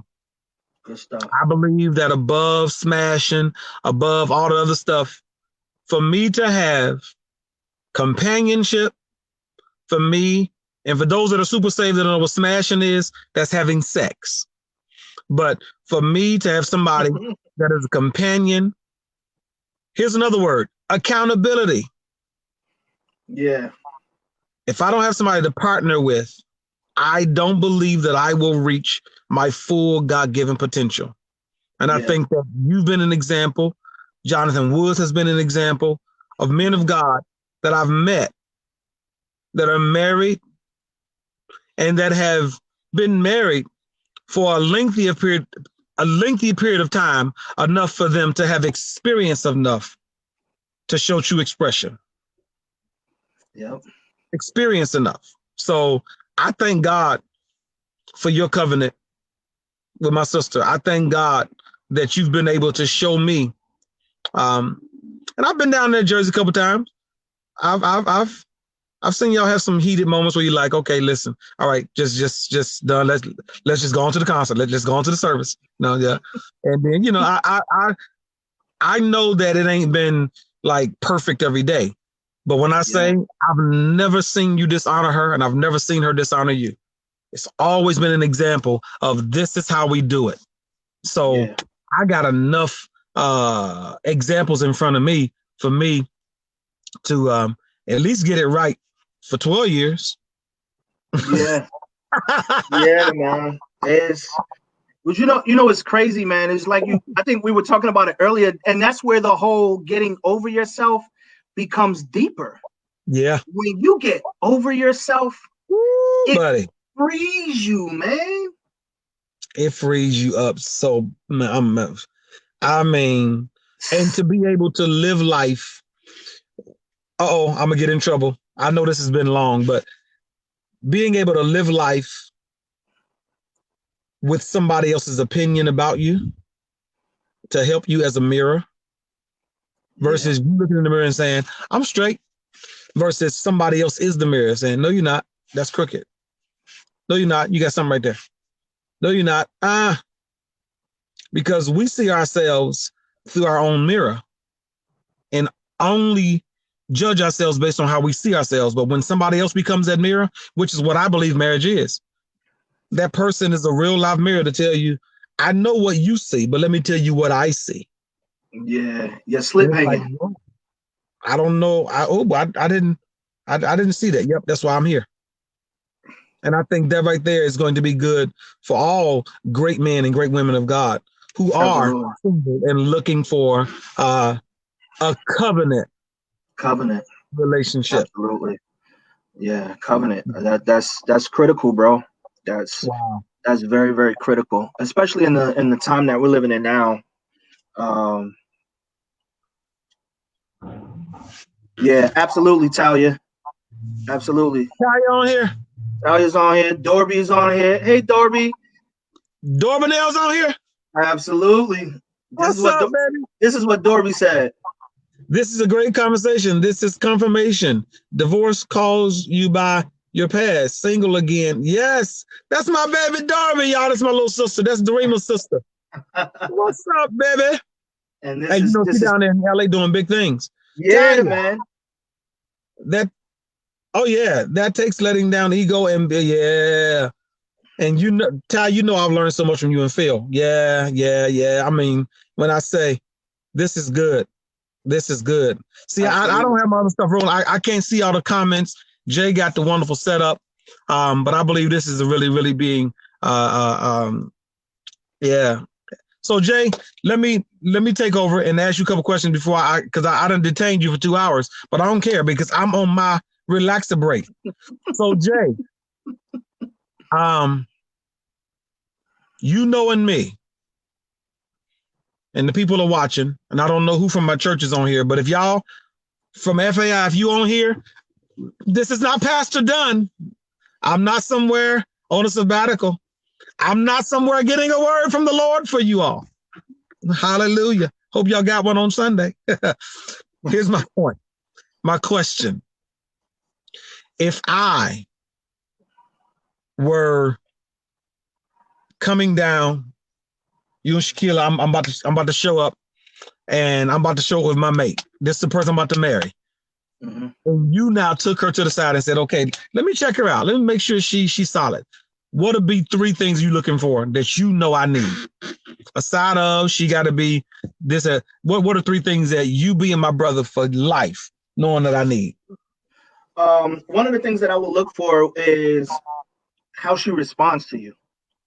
And from the context of, I think strong women possess wisdom, knowing when to speak, knowing when not to speak. They have a sense of discernment. Everything doesn't have to be an argument, and they know how to, how would I say?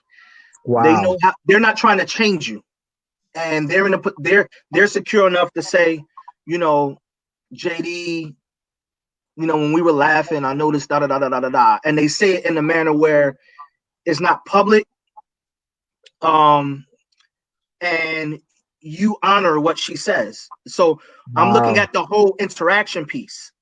How she responds. She's not forcing herself to like us. I'm looking at that. Like, do not, like, Shakila, it's like, yo, if we don't get down, we don't get down. Ain't no need Right. to like sit here and fake it. You know what I'm saying? So it's like that helps us to know how we need to navigate the relationship piece, Wow. But it's and I'm looking at how she responds to us. Like she, again, like I said, she's not doing too much. She's not worried about our approval. You know what I mean? Like, she's being herself. If she Right. likes something about Shakila, she can compliment Shakila. You know what I'm saying? All those little things breaks the ice, breaks the uncomfortable moment of just meeting someone. So I'm looking at that. Wow. Looking at how she presents herself, whether it's a sweatsuit, whether it's she's dressed, like, however it is, whatever it is, it's, hey, this is me. This is who I am. And I ain't trying to be nobody else. Wow. It's not like, oh, I'm coming to the East Coast, so I went on Instagram and looked up some East Coast looks. So no, I'm from Ohio, or I'm from wherever, and this is how we get down. But there are some things that I like. I want to add to, maybe my wardrobe, not necessarily my personality, but my wardrobe, because I am who I am. Like, you know what I'm saying? Like, that's that. Wow. So, how she handles you, how she handles us.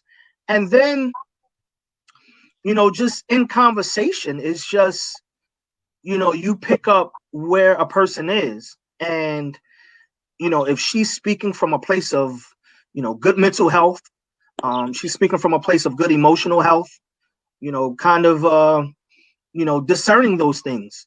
I think, you need somebody who's healthy emotionally, who's healthy mentally, who's healthy spiritually, and who don't play, Right. who don't play, and who someone that potentially the ministry would respect.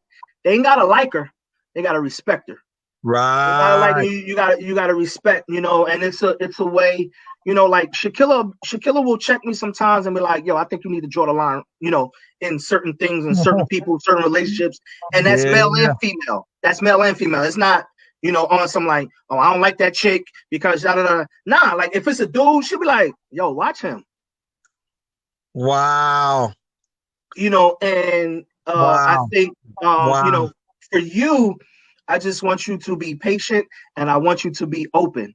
I want you to be detailed, but I want you to be open. I don't want you to choose her the way you eat your chicken wings with 30 different sauces. No, I don't like that. No. Take it back. Take it back. Put my eggs and my tomatoes on the side. Don't put it on my salad, because I only want a certain amount of eggs on my salad. And if you put too much eggs on my salad or too many tomatoes, then I ain't gonna want it. So I need you. Y'all hear him getting me, y'all? No, I want that. I don't like that to touch.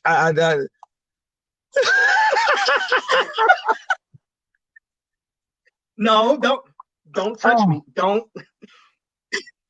Don't choose your next mate like you choose your chicken wings. That's a good one. Oh my God. Yo, me and Shakila laugh all the time, because when you get your wings, you get like 5 different sauces. You be like, yo, do you have a barbecue? Do you have a honey mustard? Do you have a ranch and blue cheese? Hey, it's that flavor thing we were talking about earlier. It's that flavor thing. I got to get delivered from that flavor stuff, because and I think, Jay, that's good. I think that whole reality of the response, because sometimes people will think they need to become something that they really don't have to become. Be organically you, and if the response is organic, we'll know. We'll know when you overdoing it. You acting like you know all the lyrics to River Slow when you don't. You it's don't. like just it's okay. You know, I mean, so I think the reality is being able to have that type of connection, because while I'm away, I'm also doing that thinking. I'm thinking, I'm rethinking everything, Jay, because go ahead. Yo, it's funny, man, because Jay, I heard this conversation and it's on YouTube, so you can back me up. You got to watch conversations with George Bloomer and Noel Jones, or any conversation where George Bloomer is having with his colleagues. It's some of the most open and transparent. He asked Noel Jones, he said, "What's your type?" Uh-oh. You know what this guy said? What? I don't know. It's what I feel like today. What? That's why I said, don't choose the way you choose your wings and your sauces, man. But he was just basically saying he has access to so much. And one psychologist said we got to be careful of the paradox of choice. That when we have too many options, that it causes stress and constraint, and it causes problems than it does result. Because I know we want options, but too many options can cause a stress. Too many options can cause you to be confused. So we need to really narrow those things down and to say, you know what, I can live with barbecue sauce. Or I can live with ranch. But I can't live with ranch. But I can't have. But you can't have ranch, honey mustard, barbecue. Oh God! So I have to minimize my options so that I won't go crazy. Correct. Mm-hmm. Because you can live with some things, and there's some things you can't live without. And you have to decide what you can't live without. What are you willing to sacrifice for the relationship of the word? So when I say sacrifice, it's again, a friend helped me with this term, because we use the word compromise a lot. And when you look it up, compromise means somebody's losing something. But when you negotiate, that means we've come to a term of agreement where we feel like we can live with this. Wow. And you want to look at what can you live with. Wow. Because there's going to be some things that annoy you. I know I annoy Shakila. I annoy the heck out of her. She just told me last night, babe. I can hear her voice now. I can hear it. Yeah, it's time to go to bed. She's like, you want to take that somewhere else? I'm like, what? Like, this is my bedroom. This is where. Oh, I love her. I love me some her. What can you live with? I mean, what can you absolutely and those things, and you need the grace of God. You need the grace of God, because you want them to authentically be them. You don't want them to shut down any part of them just to be with you, and vice versa. You don't want to shut down any part of you just to be with somebody. You need that freedom to be yourself. Last night, did you watch the Bulls? I didn't get to watch it. Okay, just one small part, but it was in the clip. It was in the pre-clip. The part where they said Dennis came up and asked for a vacation. Dennis Rodman came up and asked for a vacation. And it's like, what? What do you need a vacation for? And at that time, what happened? It was the year Scottie Pippen was out most of the year. And Dennis had to step up and be that second piece to the puzzle to help Chicago. But Dennis had to not so much hide, but Dennis had to tame who he really was so that he can be that Scottie Pippen for Michael Jordan while Scottie was out. Wow. So now Scottie comes back. Dennis can fall back to that third option and that out of control guy, but then be controlled for that 48 minutes. So Phil allowed him to go to Vegas. And they said Michael Jordan said that he knew that if Phil let him go, that there was a chance he wouldn't get Dennis back. But they knew that they needed to let Dennis go so that Dennis can be ready to play. And they said Dennis was about to be late. No, Dennis was late. and Michael Jordan showed up at the hotel door, knocking on the door, Dennis, it's time to go. So you want to allow that individual to be themselves so that you can win that championship. So you can get to that goal. Wow. That's crazy right there. Yeah, Michael Jordan knocked on the door. Michael Jordan showed up like, Dennis, we need you. Like, we let you be you. Now come. And what they had to understand was Dennis can party and play. Some people can't party and play. Dennis could party and play. It was a part of who he was. It was the way his brain was wired. Party and play. Man. He needed that outlet. He needed that outlet so that he could function. It was dysfunctional, but for him, it was who he was. You know, he was finding himself. And coming to Chicago was one of the best things for him. Phil Jackson being coached under him. And so when you know your spouse, you know, you're not tripping that.